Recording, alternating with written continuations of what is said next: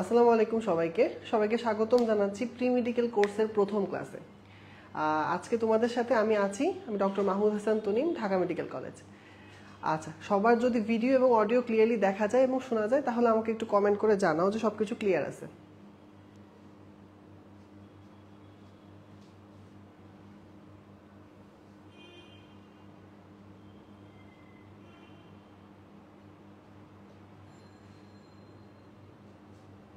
আচ্ছা, ঠিক আছে, তো সবকিছু ক্লিয়ার থাকলে আজকের ক্লাস তাহলে শুরু করে দিই। আচ্ছা, ক্লাস শুরু করার আগে প্রি মেডিকেল কোর্সের যেহেতু আজকে প্রথম ক্লাস, তাহলে প্রি মেডিকেল কোর্স সম্পর্কে কিছু তথ্য তোমাদের কাছে শেয়ার করি।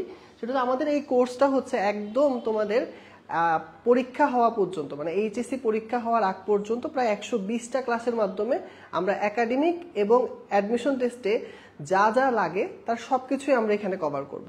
তো একটা চ্যাপ্টারকে আমরা অনেকগুলো ভাগ করে, দেখা যাচ্ছে 2টা বা 3টা ভাগ করে নিয়েছি, যাতে তোমাদেরকে প্রত্যেকটা চ্যাপ্টারের যত রকমের সৃজনশীল, এমসিকিউ এবং অ্যাডমিশন টেস্টের জন্য যা যা লাগবে সব কিছু যাতে কভার করা যায়। তো আজকে আমরা প্রথম ক্লাসটা করব। এই ক্লাসটা হচ্ছে চ্যাপ্টারটা সবচেয়ে ইম্পর্টেন্ট চ্যাপ্টার উদ্ভিদ বিজ্ঞানের এবং সবচেয়ে ভয়ের চ্যাপ্টার নাম্বার 9, যা হচ্ছে উদ্ভিদ শারীরতত্ত্ব। আমি যখন এইচএসসিতে ছিলাম তখন এই চ্যাপ্টারটাকে আমি সবচেয়ে বেশি ভয় পাইতাম, কারণ এটা সবচেয়ে বড় চ্যাপ্টার এবং এর মধ্যে বেশ কিছু টপিক আছে যা খুবই জটিল এবং বোঝার জন্য। তো আমরা আজকে এই প্রথম চ্যাপ্টারের 2টা টপিক দিয়ে শুরু করব, যে 2টা টপিক হচ্ছে খনিজ লবণ পরিশোষণ এবং প্রসেবন। আচ্ছা, ক্লাস সম্পর্কে তথ্য হচ্ছে পুরো লেকচারটা ভাইয়া হচ্ছে আবুল হাসান স্যারের বই থেকে নিয়েছি, কারণ আবুল হাসান স্যারের বই অ্যাডমিশন টেস্টেও তোমাদেরকে ফলো করা হয় এবং এইচএসসিতেও তোমাদের সব কলেজে সাধারণত আবুল হাসানের বইটাই ফলো করা হয়। তো পুরো লেকচারটার জন্য তোমাদের আবুল হাসান স্যারের বইটা তোমাদের সাথে রাখলেই হবে। তো আর কথা না বাড়িয়ে আমরা ক্লাস শুরু করে দিচ্ছি। আচ্ছা, উদ্ভিদ শারীরতত্ত্ব চ্যাপ্টারের নাম থেকে প্রথমে বুঝতেছি এখানে কিছু একটা জিনিস নিয়ে আলোচনা করা হচ্ছে, সেটা হচ্ছে উদ্ভিদের শারীরতত্ত্ব। শারীরতত্ত্ব বলতে কি বুঝে?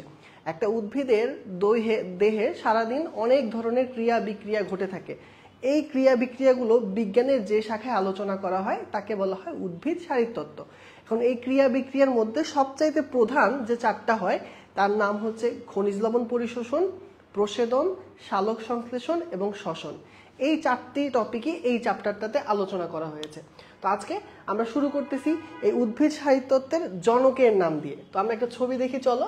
এই বিজ্ঞানীর একটা ছবি দেখা যাচ্ছে, এই ছবিটা হচ্ছে স্টিফেন হেইলসের। এই স্টিফেন হেইলসই উদ্ভিদ শারীরতত্ত্ব সর্বপ্রথম কথাটা উল্লেখ করেন এবং এটা আবিষ্কার করেন। তাহলে মনে রাখবা যে উদ্ভিদ শারীরতত্ত্বের জনক কোন বিজ্ঞানীকে বলা হয়?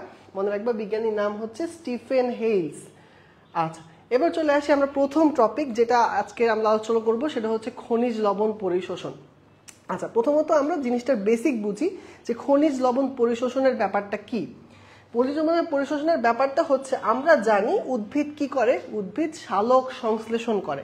সালোক সংশ্লেষণের মাধ্যমে সে খাদ্য তৈরি করে এবং এই খাদ্যের মাধ্যমে সে তার সকল শক্তি পায়।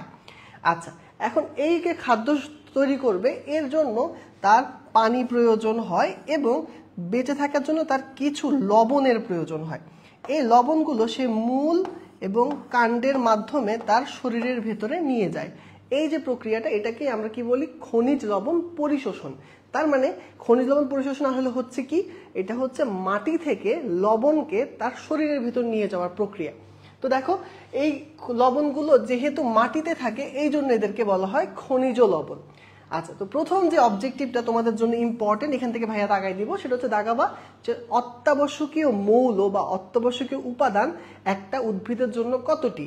তো আমরা পড়বো অত্যাবশ্যকীয় মৌল হচ্ছে 17টি। একটা উদ্ভিদের বেঁচে থাকার জন্য 17টি মৌলের তার প্রয়োজন হয় বা 17টা উপাদানের তার প্রয়োজন হয়।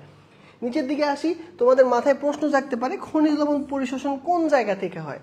তাহলে এটা মনে রাখবো, খনিজ লবণ পরিশোষণ সাধারণত যেই স্থান থেকে হয় তার নাম হচ্ছে মূলের অগ্রভাগের কোষ বিভাজন অঞ্চল।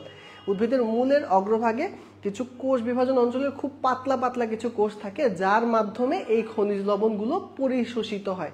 তাহলে এটা অবজেক্টিভের জন্য ইম্পর্টেন্ট যে খনিজ লবণ কোন জায়গা দিয়ে পরিশোষণ হয়। উত্তর কি হবে? মূলের অগ্রভাগের কোষ বিভাজন অঞ্চল। নিচের দিকে চলে আসি। খনিজ লবণ পরিশোষণের এই পরের প্যারাটাতে আমরা দেখতে পাচ্ছি যে বর্ণনা করা হয়েছে যে খনিজ লবণ যেগুলো পরিশোষিত হয় এগুলোকে দুইটা ভাগে ভাগ করা যায়। সহজ হিসাব বুঝো, একটা হচ্ছে পজিটিভ চার্জড আয়ন, তাকে আমরা কি বলবো, ক্যাটায়ন। একটা হচ্ছে নেগেটিভ চার্জড আয়ন, যাকে আমরা বলি কি, অ্যানায়ন। আচ্ছা, তার মানে কিছু ক্যাটায়ন শোষিত হয়, কিছু অ্যানায়ন শোষিত হয়। এখন এই ক্যাটায়ন আর অ্যানায়নের মধ্যে কিছু কিছু আছে খুব দ্রুত শোষিত হয়, মানে খুব অল্প সময়ের মধ্যে, মিলি সেকেন্ডের মধ্যে শোষিত হয়, আর কিছু কিছু একটু ধীরে ধীরে শোষিত হয়। তো এই জায়গায় এই পরের প্যারাটাতে দুইটা অবজেক্টিভ পড়বা, বেশি পড়া দরকার নেই, জাস্ট দুইটা অবজেক্টিভ। একটা অবজেক্টিভ হচ্ছে সবচেয়ে দ্রুত গতিতে শোষিত হয় কোন আয়ন, আরেকটা হচ্ছে সবচেয়ে ধীর গতিতে বা মন্থর গতিতে শোষিত হয় কোন আয়ন। তারপরে কিভাবে মনে রাখবা, একটা সুন্দর টেকনিক মনে রাখবা। কুইক লিখতে গেলে কি আসে, কিউ আসে, তাহলে মনে রাখবা কিউ দিয়ে কুইক। আর সবচেয়ে কুইক যে সে হচ্ছে KNO3, মানে পটাশিয়াম এবং নাইট্রেট। পটাশিয়াম একটা ক্যাটায়ন, নাইট্রেট একটা অ্যানায়ন, এরা দুইজন হচ্ছে সবচাইতে দ্রুত গতিতে, সবচাইতে র্যাপিডলি শোষিত হয়। নামটা কি, নাম হচ্ছে কুইক, হচ্ছে KNO3। আচ্ছা, সবচেয়ে স্লোতে চলে আসি। সবচেয়ে স্লো মানে ধীরে, মন্থর গতিতে মনে রাখবা ক্যালসিয়াম এবং সালফেট। তাহলে সহজ হিসাব, খুব ইজিলি মনে রাখা যায়। তাহলে আরেকবার ভাইয়া বলতেছি, সবচেয়ে কুইক কে, সবচেয়ে কুইক হচ্ছে KNO3, সবচেয়ে স্লো কে, সবচেয়ে স্লো হচ্ছে ক্যালসিয়াম সালফেট। ওকে, তোমাদের বইতে সুন্দর করে দুইটা লাইন দেওয়া আছে, তোমরা সুন্দর করে বই থেকে এই দুটো লাইন দাগায় ফেলবা। দেখো এখানে আছে, আমি দাগাই দিচ্ছি।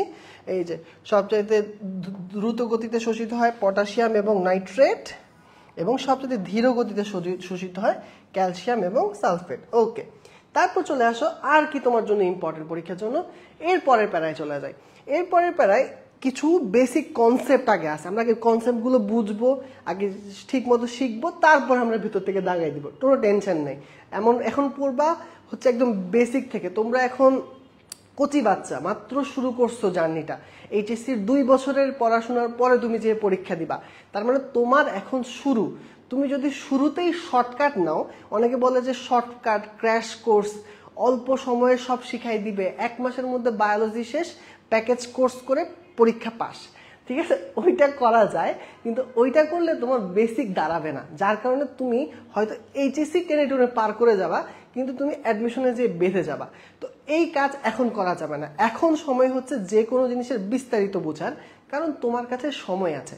যার কাছে সময় নেই সে বেসিকের দিকে যাবে না, যার কাছে সময় আছে সে বেসিকের দিকে যাবে।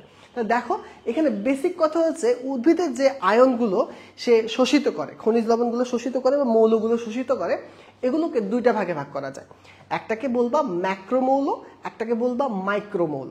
ম্যাক্রো কেন বলবা, ম্যাক্রো মানে বড় সেটা না, এখানে ম্যাক্রো দিয়ে বোঝাচ্ছে যে মৌলগুলো উদ্ভিদের বেশি পরিমাণে লাগে, নট বড়। আমি কি বলতেছি, বেশি পরিমাণে লাগে। মানে ধরো, আমরা তোমাকে একটা সহজ এক্সাম্পল দিই। ধরো তুমি রান্না করতে গেছো, তুমি তরকারি রান্না করতেছো, ধরো তুমি গরুর মাংস রান্না করতেছো, বা অথবা তুমি মুরগির মাংস রান্না করতেছো। ধরো মুরগির মাংসই নিলা, তো মুরগির মাংস তুমি রান্না করবা, তুমি অনেকগুলো, প্রায় আধা কেজি 1 কেজি মুরগির মাংস দিলা। আচ্ছা, এবার চিন্তা করো তো, তুমি ওখানে একটু লবণ দিতে চাচ্ছ, তুমি লবণ কতটুকু দিবা? তুমি কি আধা কেজি 1 কেজি লবণ দিবা? না, দিবা না। তো আধা কেজি 1 কেজি লবণ দিলে ওটা খাইতেই পারবা না। তার মানে আমাদের খাবারের মধ্যে আবার 2 ধরনের কাহিনী আছে, কিছু আমরা বেশি বেশি খাই, কিছু আমরা কম কম খাই। উদ্ভিদেরও সেম কাহিনী, কিছু কিছু বেশি বেশি খায়, কিছু কিছু কম কম খায়। তো যেটা অধিক পরিমাণে প্রয়োজন হয় সেটাকে আমরা বলি হচ্ছে ম্যাক্রোমৌল। তাহলে সুন্দর করে দাগাবা, যেটা অধিক পরিমাণে লাগে তাকে উত্তর করবা ম্যাক্রোমৌল, যেটা কম পরিমাণে লাগে তাকে আমরা বলবো হচ্ছে মাইক্রোমৌল। তাহলে আমরা দুটো জিনিস শিখলাম, যেটা বেশি বেশি লাগে ম্যাক্রোমৌল, যেটা কম কম লাগে মাইক্রোমৌল। কাহিনী ক্লিয়ার? এবার আসো, ম্যাক্রোমৌল কয়টা, মাইক্রোমৌল কয়টা। মাইক্রোমৌলের হিসাব বুঝতে হলে ওই যে 17টার হিসাবটা বুঝতে হবে। আমরা তো বলছিলাম অত্যাবশ্যকীয় মৌল কয়টা, 17টা। মনে রাখবা এই 17টার মধ্যে 9টা হচ্ছে ম্যাক্রোমৌল আর 8টা হচ্ছে মাইক্রোমৌল। তাহলে কি বলছি, 9 আর 8 যোগ করলে কত হবে, 17। তাহলে আবার বলতেছি, 9টা হচ্ছে ম্যাক্রোমৌল, 8টা হচ্ছে মাইক্রোমৌল। তাহলে এইটা তোমার সহজ হিসাব মাথায় রাখতে হবে। আচ্ছা, এখন একটা বিশেষ মৌল আছে, সেটা আমরা একটু বোঝার চেষ্টা করি। যেমন ধরো তুমি আজকে রাতে তুমি ডিনার করবা অথবা সকালে তুমি ব্রেকফাস্ট করবা। ধরো সকালে ব্রেকফাস্ট করবা, এখন দেখবা সকালে ব্রেকফাস্টে কেউ দেখবা যে একটা রুটি খেয়ে সে ব্রেকফাস্ট করতেছে, কেউ দেখবা একটা ভাত খেয়ে ব্রেকফাস্ট করতেছে, আবার কেউ দেখবা যে বিরিয়ানি খেয়ে খেয়ে ব্রেকফাস্ট করতেছে। আচ্ছা, এখন কাহিনীটা কি দেখো, কাহিনীটা হচ্ছে রুটি খেলেও পেট ভরবে আমার, ভাত খেলেও পেট ভরবে আমার, বিরিয়ানি খেলেও পেট ভরবে আমার। তাইলে কাহিনীটা হচ্ছে কি সবগুলোর উদ্দেশ্য এক, কিন্তু কারো কারোর জন্য কোনো কোনো জিনিস বিশেষ প্রয়োজন। যেমন তুমি বিরিয়ানি খাইতে ভালোবাসো, তোমার জন্য এই বিরিয়ানিটা কি বিশেষ প্রয়োজন। এরকমই কিছু কিছু উদ্ভিদের জন্য কিছু কিছু মৌল তার বিশেষ প্রয়োজন, তার বেঁচে থাকার জন্য সেটা এক্সট্রা লাগে, সবার লাগে না, শুধু তার জন্য ইউনিক। এই যে বিশেষ প্রয়োজনীয় মৌল এদেরকে আমরা বলি উপকারী মৌল। তো দেখো এরপরের লাইনে পাবা যে মৌল কোনো কোনো উদ্ভিদের বিশেষ প্রয়োজন তাকে আমরা বলবো কি উপকারী মৌল। উপকারী মৌল 4টা, উপকারীগুলো 4টার নাম মনে রাখবা কিভাবে, মনে রাখবা একটা বড় রেসলার ছিল আগে, মানে এখনো করে রেসলিং, তবে এখন কম করে। আমরা যখন ছোট ছিলাম তখন খেলা দেখতাম, নাম তার জন সিনা, নাম কি জন সিনা। তাহলে মনে রাখবা সিনা, সিনা, জন সিনা। সে তো এখন আর খেলাধুলা কম করে, তাহলে আমি বলতেছি সিনা কই। মনে রাখবা কি সিনা কই, মানে জন সিনা কোথায়, ঠিক আছে, জন সিনা কই। তাহলে 4টা, সিলিকন, সোডিয়াম, কোবাল্ট এবং আয়োডিন, এই 4টাকে বলা হয় উপকারী মৌল। ঠিক আছে, কোনটা কার জন্য সেটা পড়তে হবে, দাগাবা।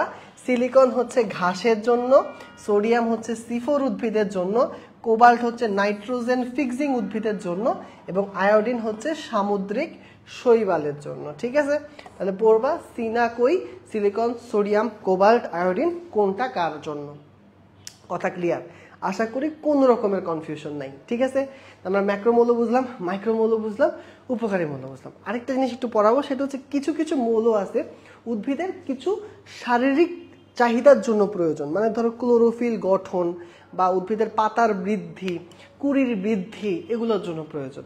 সেরকম কিছু মৌলের কথা উপরেরটাতে দেওয়া আছে, দেখো সেটা হচ্ছে ম্যাগনেসিয়াম। এই আয়নটা ক্লোরোফিল অণু গঠনের জন্য খুবই দরকারি। আর দেখো ফসফরাস, এটার অভাব হলে উদ্ভিদের পাতা এবং ফুল ঝরে পড়ে। এটা দুটো অবজেক্টিভ আছে, ম্যাগনেসিয়াম ক্লোরোফিল গঠনের জন্য তোমার লাগবে, আর কি বললাম সেটা ফসফরাস, এটার অভাবে উদ্ভিদের পাতা ফুল এগুলো ঝরে পড়ে যাবে। ঠিক আছে, সুন্দর এই দুটো কোয়েশ্চেন তোমরা পড়বা। এবার আসি আমরা ম্যাক্রোমৌল মাইক্রোমৌলের নাম তো বললাম, কিন্তু এদের এক্সাম্পলগুলো বা নামগুলো তো শেখা হইলো না। তো চলো আমরা এক্সাম্পলগুলো শিখে ফেলি। দেখো পরের ছকটার মধ্যে এগুলো দেওয়া আছে, এই ছকটা থেকে আমরা কিভাবে পড়বো, একটা ছন্দ ইউজ করবো, আমরা একটা ছন্দ পড়বো। আমরা ম্যাক্রোমৌল মাইক্রোমৌলের মধ্যে একটার সবগুলো মুখস্থ করে ফেলবো। আমরা ইউজুয়ালি যেটা মুখস্থ করি সেটা হচ্ছে ম্যাক্রোমৌল। কি দিয়ে মুখস্থ করি, পুরাতন technique, MGK cafe for nice chops. Say chop খাইতে MG একটা ক্যাফেতে গেছিল, ঠিক আছে, তাহলে MGK cafe for nice chops. এখানে প্রত্যেকটা দিয়ে একটা করে ম্যাক্রোমৌল বোঝানো হচ্ছে, যেমন এখানে ম্যাগনেসিয়াম, পটাশিয়াম, ক্যালসিয়াম, নাইট্রোজেন, আর চপস দিয়ে 5টা, carbon, hydrogen, oxygen, phosphorus, sulphur. তো তোমরা বইয়ে লিখে রাখতে পারো MGK cafe for nice chops.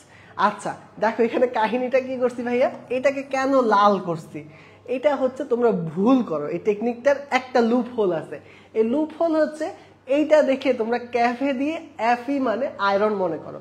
Iron is not a macromole, iron is a micromole. তাহলে এটা খেয়াল রাখবা যে এই ক্যাফের এটা তোমরা দরকার হলে একটু ছোট হাতের করে লিখবা যাতে তোমার ভুল না হয়। ঠিক আছে, যে ক্যাফে পুরোটা দিয়ে শুধু ক্যালসিয়ামকে বোঝানো হয়, ক্যাফে দিয়ে আয়রনকে বোঝানো হয় না, এটা একটু খেয়াল রাখবা, তাহলে তোমাদের ভুল হবে না।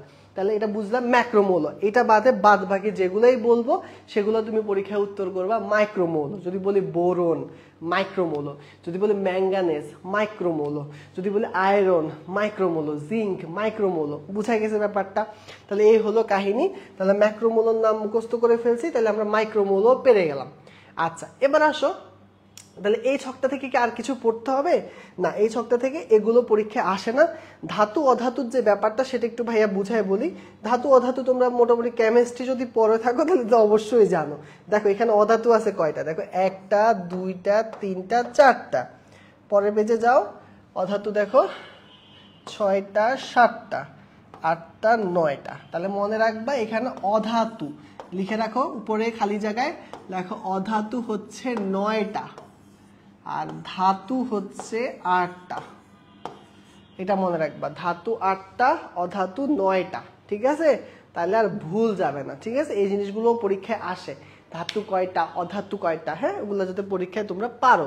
তাহলে আমার এগুলো জিনিসগুলো ক্লিয়ার হয়ে গেল। তাহলে এখান থেকে আর কিছু নাই, এই পর্যন্ত যদি ক্লিয়ার হয়। এখানে ওই এগুলোই একসাথে করে দিছি ভাইয়া, যে উপকারী মৌল 4টার নাম, তারপর হচ্ছে কোনটা কি গঠনের জন্য দরকার, হ্যাঁ, ওগুলোই দিছি ভাইয়া, এগুলো তোমরা এখন অলরেডি পারতেছো। আচ্ছা, এখন এই পর্যন্ত যদি ক্লিয়ার হয় তাহলে ভাইয়াকে বলো ক্লিয়ার, তাহলে আমি বিগত বছরে কি কি মেডিকেল কোয়েশ্চেন আসছে তোমাদেরকে দেখাবো, এবং ওই কোয়েশ্চেনগুলো তোমরা এখন পারো কিনা সেটা চেক করবো।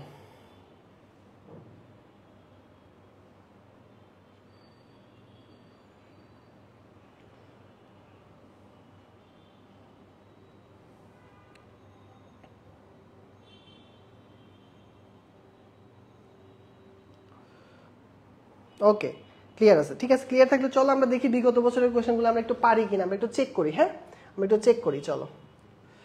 ওকে, দেখো কি কি আসছে বিগত বছরের মেডিকেল প্রশ্নগুলো। এখন তোমরা নিজেরা চিন্তা করবা, উত্তর করার চেষ্টা করবা, দেখবা যে তোমরা পারবা। উদ্ভিদের পুষ্টির জন্য মাইক্রোমৌল কোনটি? দেখো সুন্দর, মাত্র পড়ছি, দেখো 17 সালের মেডিকেল অ্যাডমিশন টেস্টে আসছে। যদি ইনশাআল্লাহ আমরা 25 সালে পরীক্ষা দিলে তখন আমরা পারবো। পুষ্টির জন্য মাইক্রোমৌল কোনটি? দেখো ক্যালসিয়াম, কার্বন, সালফার আর কপার। তো চিন্তা করো তো, calcium MgK cafe for nice jobs ছিল, তাহলে এটা macromole. Carbon macromole, sulphur macromole, copper এই যে এটা কিন্তু ছিল না, MgK ক্যাফে ফর নাইস জবসে কপার ছিল না, তাহলে উত্তর কি হবে? কপার। পারবা। তারপরটাতে যাও, দেখো কোন ধনাত্মক আয়ন সবচেয়ে দ্রুত গতিতে শোষিত হয়? কোন ধনাত্মক আয়ন সবচেয়ে দ্রুত গতিতে শোষিত হয়? দেখি সবাই উত্তর করো তো, উত্তর করো। কি হইতে পারে? ম্যাগনেসিয়াম, সোডিয়াম, পটাশিয়াম আর ক্যালসিয়াম। দ্রুত মানে কি? কুইক। কুইক মানে কি? KNO3। এই তো বুঝে গেছো, তাহলে এটা কি হবে উত্তর? পটাশিয়াম।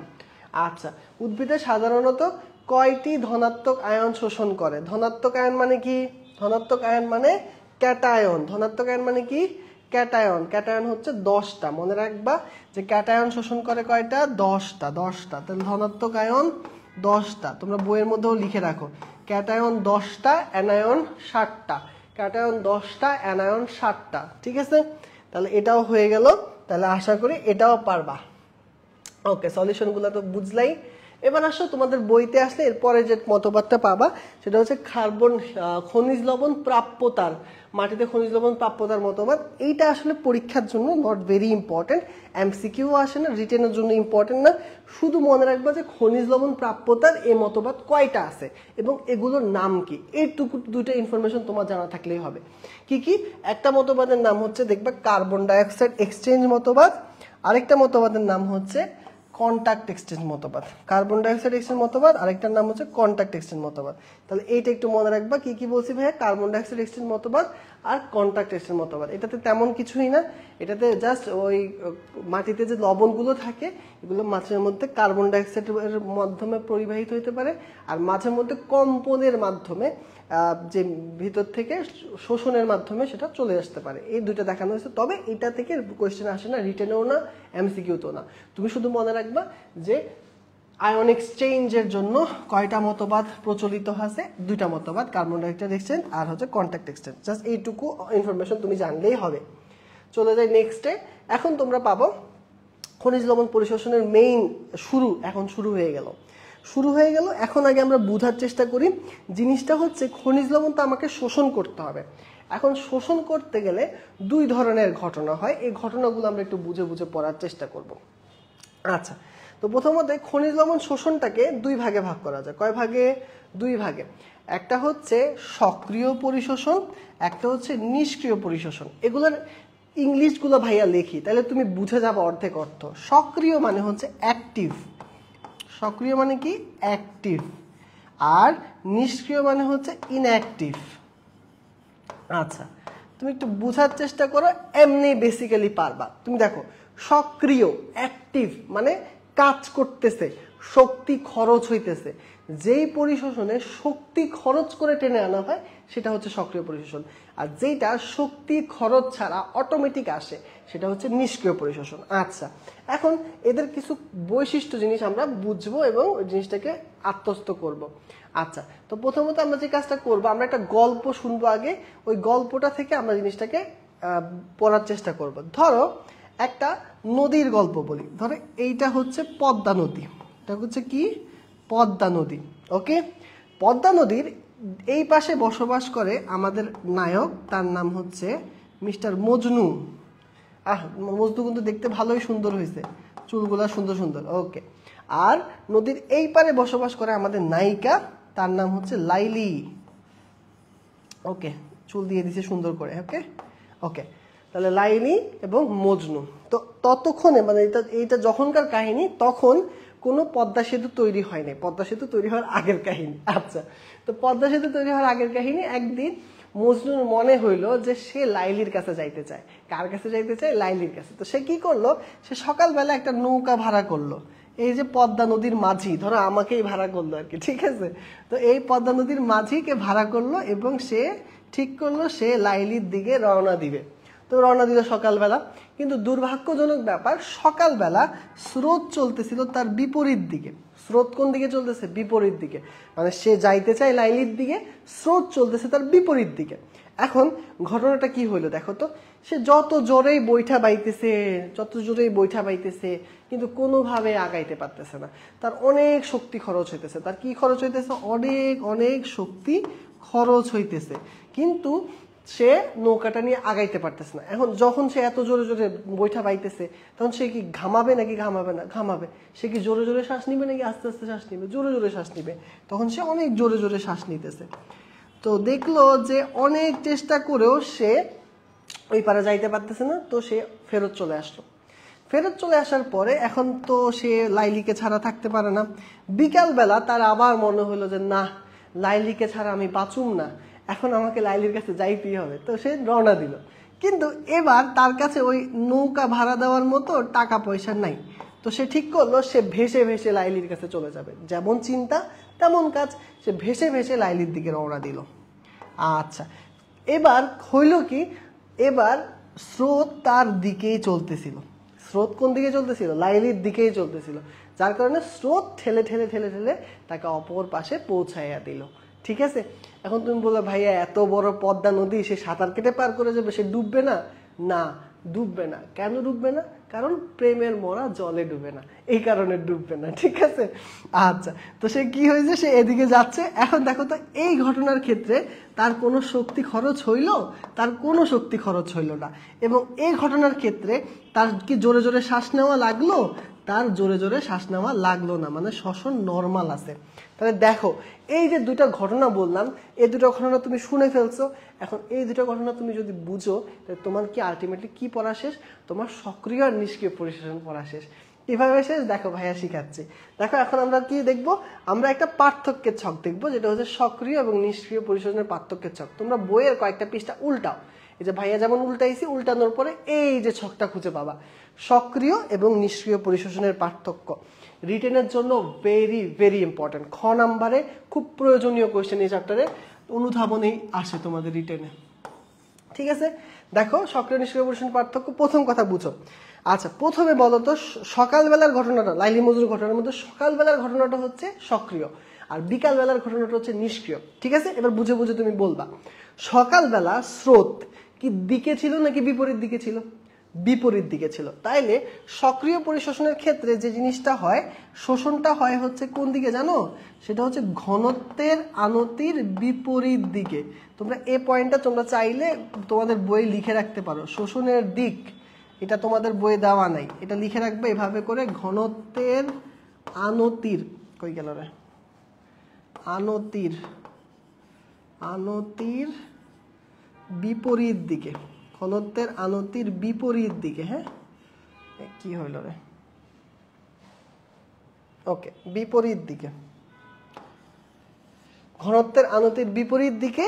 আর এদিকে হলো ঘনত্বের আনতির দিকে, ঘনত্বের আনতির দিকে। ওকে, তাহলে এদিকে হচ্ছে ঘনত্বের আনতির বিপরীত দিকে, আর এটা বিকালবেলা ঘনত্বের আনতির দিকে।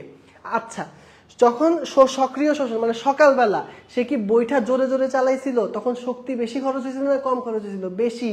তো দেখো, এখানে বিপাকীয় শক্তির প্রয়োজন হয়, এখানে বিপাকীয় শক্তির প্রয়োজন হয় না। ঠিক আছে, এটাও পেরে গেলাম। সকালবেলা যে জোরে জোরে বইটা যখন চালাইছিল সে কি জোরে জোরে শ্বাস নিয়েছে নাকি আস্তে আস্তে? জোরে জোরে।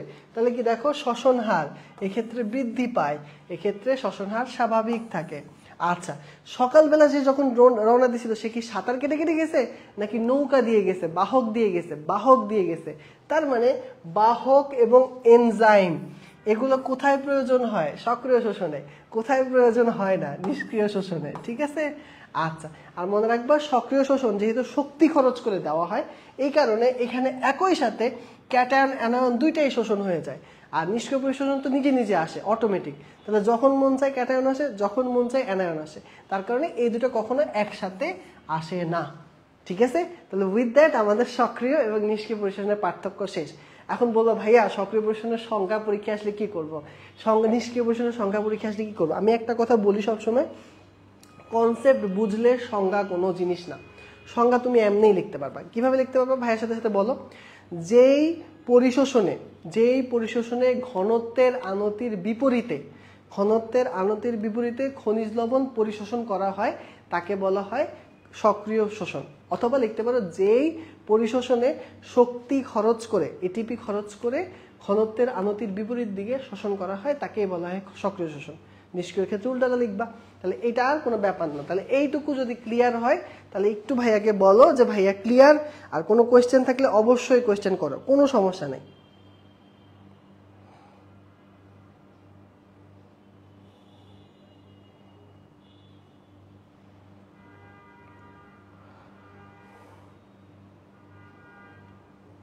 ওকে, কই সবাই ক্লিয়ার বলো। কে কে আছে আমার সাথে ক্লাসে আজকে? মাসুমা আছে, কানিজ আছে, তাসনিয়া আছে, কুশার আহমেদ আছে। কারা কারা আসো? সবাইকে মেনশন দাও যারা যারা ক্লাস করতে চায়। ও, ঘনত্বের আনতি জিনিসটাকে একজন বুঝে নাই। সুন্দর কোয়েশ্চেন, তোমাকে থ্যাংক ইউ এই কোয়েশ্চেনটা করার জন্য। ঘনত্বের আনতি জিনিসটা হচ্ছে, ব্যাপারটাকে সহজ করে বলতে চাই, সহজ করে বলি। ধরো ভাইয়ারা তোমার এক্সাম্পল দিয়ে বলি। ধরো ভাইয়ার পকেটে আছে 10 টাকা, ঠিক আছে? তুমি আমার কাছে আসছো, এসে বলতেছো যে আমাকে কয়টা টাকা দেন, ঠিক আছে? এখন আমার নিজের পকেটেই আছে 10 টাকা। এখন তুমি যদি আমার কাছে ধরো 50 টাকা চাইলা, আমি কি তোমাকে দিতে চাবো? দিতে চাচ্ছি না। তো তুমি জোর করে নিয়ে নিলাম, ঠিক আছে? তাহলে এই যে জোর করে নিলে তুমি শক্তি খরচ করলে না? হ্যাঁ, তার মানে কম আছে, একটা জায়গায় কম আছে, ওই কম থেকে যদি তুমি টেনে নিয়ে নাও তখন যেটা হয় সেটা হচ্ছে কি? সেটা হচ্ছে ঘনত্বের আনতির বিপরীত দিকে। আর আমার কাছে আছে ধরো 1000 টাকা, এখন তুমি বলতেছো আমাকে 10টা টাকা দেন, আমি তো নিজেই তোমাকে দিয়ে দিব। আমাকে শক্তি খরচ করতে হবে, আমাকে মাইরপিট দিতে হবে? কিছু করা লাগবে না, আমাকে চাইলে আমি তোমাকে দিয়ে দিব। এটা হচ্ছে ঘনত্বের আনতির দিকে। মানে কাহিনীটা বুঝো। খনিজ লবণগুলো কোত্থেকে নিবা? মাটি থেকে নিবা। তুমি কোত্থেকে নিবা? মাটি থেকে। ধরো এমন একটা আয়ন নিতে চাচ্ছ সেটা মাটিতে কম আছে, মাটিতে কি আছে? কম আছে। তারপরে তোমার লাগবে, তুমি মাটি থেকে জোর করে টেনে নিবা। তো এইটা হচ্ছে কি? ঘনত্বের আনতির বিপরীত দিকে। মাটিতে কম, গাছের ভেতরে বেশি, তারপরে টেনে নিচ্ছ, এটা হচ্ছে ঘনত্বের আনতির বিপরীত দিকে। আর মাটিতে প্রচুর আছে, গাছের ভিতরে কম আছে, তো তুমি ওখান থেকে নিয়ে নিলা, তাহলে ওইটাকে কি বলবা? ওইটা হচ্ছে ঘনত্বের আনতির দিকে। বুঝছো? এবার ক্লিয়ার হলে বলো যে ঘনত্বের আনতির ব্যাপারটা বুঝছো কিনা।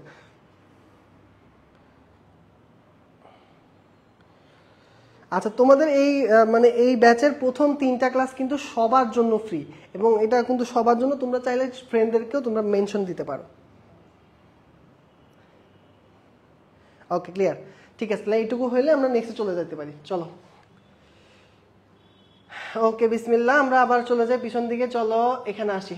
দেখো ভাইয়া যা যা পড়াইছি ইনশাল্লাহ তোমরা এইটুকু বুঝতে পারছো। এখন আমরা কি পড়বো? আমরা সক্রিয় এবং নিষ্ক্রিয় মতবাদগুলো শুরু করব। চলো, মতবাদগুলো থেকে রিটেনও আসে এবং এমসিকিউ আসে। ভাইয়া যেখানে বলবো written, that is for written. আর যেখানে রিটেন বলতেছি না, বুঝে নেবা সেগুলো এমসিকিউর জন্য এবং অ্যাডমিশন টেস্টের জন্য। আসো, মনে রাখবো সক্রিয় পরিশোষণ এবং নিষ্ক্রিয় পরিশোষণের মতবাদ আছে বেশ কিছু। এখন মতবাদগুলোর নাম প্রথমে আমাকে মুখস্থ রাখতে হবে, কারণ অ্যাডমিশনের যে কোয়েশ্চেনটা বেশি আসে সেটা হচ্ছে নিচের কোনটি সক্রিয় পরিশোষণের মতবাদ, নিচের কোনটি নিষ্ক্রিয় পরিশোষণের মতবাদ, মানে নাম চায়। তো নামগুলো আগে মনে রাখতে হবে। তো নামগুলো মনে রাখার জন্য আরেকটা গল্প শুনো। তো ভাইয়াদের গ্রামে একটা ক্রিকেট খেলা হয়, ঠিক আছে? যেমন ইন্ডিয়াতে একটা ক্রিকেট খেলা হয় না, নাম কি? IPL, Indian premier league. তো আমাদের গ্রামের লোকেরা তো এত হাই লেভেলের খেলা খেলে না, ওরা একটা ক্রিকেট খেলা খেলে এবং ওখানে সবাই লুঙ্গি পরে ক্রিকেট খেলা খেলে। তো ওরা ওই ক্রিকেট প্রিমিয়ার লিগের নাম দিছে হচ্ছে লুঙ্গি প্রিমিয়ার লিগ, বা যেটাকে আমরা শর্ট ফর্মে বলতে পারি এলপিএল। কি বলতে পারি? এলপিএল। ঠিক আছে, এলপিএল। তাহলে মনে রাখবা সক্রিয় পরিশোধনের 3টা মতবাদ কি দিয়ে মনে রাখা যায়? এলপিএল। এল দিয়ে 1 নম্বর বলো ভাইয়ের সাথে সাথে লুন্ডেগর মতবাদ, বলো লুন্ডেগর, লুন্ডেগর। 2 নাম্বার প্রোটন অ্যানায়ন কো ট্রান্সপোর্ট মতবাদ। আর লাস্টের এল দিয়ে লেসিথিন বাহক ধারণা। আবারও বলতেছি, সক্রিয় পরিশোধনের 3টা মতবাদ কেমনে মনে রাখবা? এলপিএল, লুন্ডেগর, প্রোটন অ্যানায়ন কো ট্রান্সপোর্ট, লেসিথিন বাহক ধারণা। শেষ। এবার আসি নিষ্ক্রিয় মতবাদ। নিষ্ক্রিয় মতবাদগুলো কাহিনীর আগে বুঝো। এখন এলপিএল এ খেলা হয় প্রতিদিন, তো খেলা হয় তো, কিন্তু গ্রামের খেলা বুঝোই তো। তো ওখানে ঝামেলা হচ্ছে যেটা, সেটা হচ্ছে তুমি ধরো একদিন আউট দিয়ে দিছো, মানে আম্পায়ার কাউকে আউট দিয়ে দিছে, তো বিপরীত পক্ষের দল তাকে মাইর দেয়। আবার ছক্কা দিলেও ওই পক্ষের দল তাকে মাইর দেয়, মানে 2 পক্ষ থেকে আম্পায়ার মাইর খায়। এখন তুমি চিন্তা করো তো, আইপিএল এ যদি এরকম কোনো ঘটনা ঘটে যে খেলোয়াড়রা মিলে আম্পায়ারকে পিটাইতেছে, তাহলে এটা তদন্ত করতে কেউ আসবে না? অবশ্যই আসবে। এবং ইন্ডিয়াতে যেটা তদন্ত করতে আসবে তাদের নাম হচ্ছে সিআইডি। নাম কি? সিআইডি। তোমরা আগে ছোটবেলায় আমাদের মানে সনি টিভিতে এই সিআইডি অনুষ্ঠানটা হইতো, ক্রিমিনাল ইনভেস্টিগেশন ডিপার্টমেন্ট। এবং ওখানে একটা মানে ছিল, ওদের যে হেড ছিল তার একটা মানে কঠিন ডায়ালগ ছিল। সে বলতো, দায়া পাতা লাগাও, ঠিক আছে, এরকম করে বলতো। তাহলে এই সিআইডি আসবে ওটা তদন্ত করতে। এখন বাংলাদেশে তো আর সিআইডি নেই, তাহলে তদন্ত করতে তো সিআইডি আসবে না। বাংলাদেশে যে আসবে তার নাম হচ্ছে বিআইডি। কি নাম? বিআইডি। বিআইডি দিয়ে আমরা নিষ্ক্রিয় মতবাদগুলোর নাম মনে রাখবো। বিআইডি লিখে রাখো নিষ্ক্রিয় মতবাদগুলোর পাশে। ভাইয়া পড়াই দিচ্ছি, ভাইয়ের সাথে সাথে বলো। বি দিয়ে 2টা, বি দিয়ে 2টা। ব্যাপন মতবাদ, ব্যাপক প্রবাহ মতবাদ। আবারও বলি, ব্যাপন মতবাদ, ব্যাপক প্রবাহ মতবাদ। আচ্ছা, আই দিয়ে আয়ন এক্সচেঞ্জ মতবাদ। ডি দিয়ে ডোনান সাম্যাবস্থা। ব্যাপন, ব্যাপক প্রবাহ, আয়ন এক্সচেঞ্জ, ডোনান সাম্যাবস্থা। শেষ। সক্রিয় মতবাদের নাম মুখস্থ, নিষ্ক্রিয় মতবাদের নাম মুখস্থ। আচ্ছা, এবার আসি, চলো শুরু করি সক্রিয় মতবাদগুলা। প্রথম যে মতবাদ আসবো সেটার নাম হচ্ছে লুন্ডেগর মতবাদ। ভেতর থেকে 3টা অবজেক্টিভ মেডিকেল অ্যাডমিশন টেস্টে আসে, ভিতর থেকে 3টা অবজেক্টিভ মেডিকেল অ্যাডমিশন টেস্টে আসে এবং তোমার এইচএসসি লেভেলেও আসে। তাহলে যেগুলো ভাইয়া বলবো শুধু ওইগুলো বলবা, এটা রিটেনের জন্য না, দিস ইজ ফর এমসিকিউ। তাহলে দেখো কি কি পড়বা। প্রথমত যেটা দাগাবা, এই মতবাদের অপর নাম, এটার অপর নাম হচ্ছে সাইটোক্রোম পাম্প মতবাদ। এখানে একটা জিনিস ব্যবহার হয়, তার নাম হচ্ছে সাইটোক্রোম, যেটা বাহক হিসেবে কাজ করে, তো এই জন্য এটাকে বলা হয় সাইটোক্রোম পাম্প মতবাদ।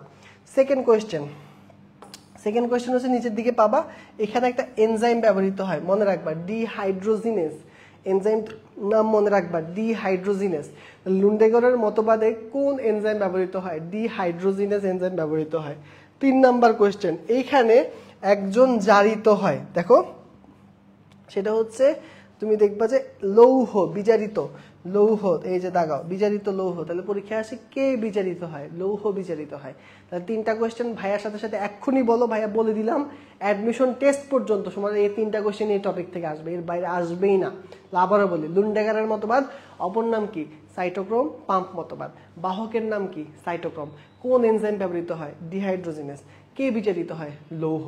শেষ। এই 4টা কোয়েশ্চেন তোমাকে পারতে হবে, অবশ্যই পারতে হবে। আচ্ছা, এখান থেকে এইটুকু তোমরা ক্লিয়ার হও।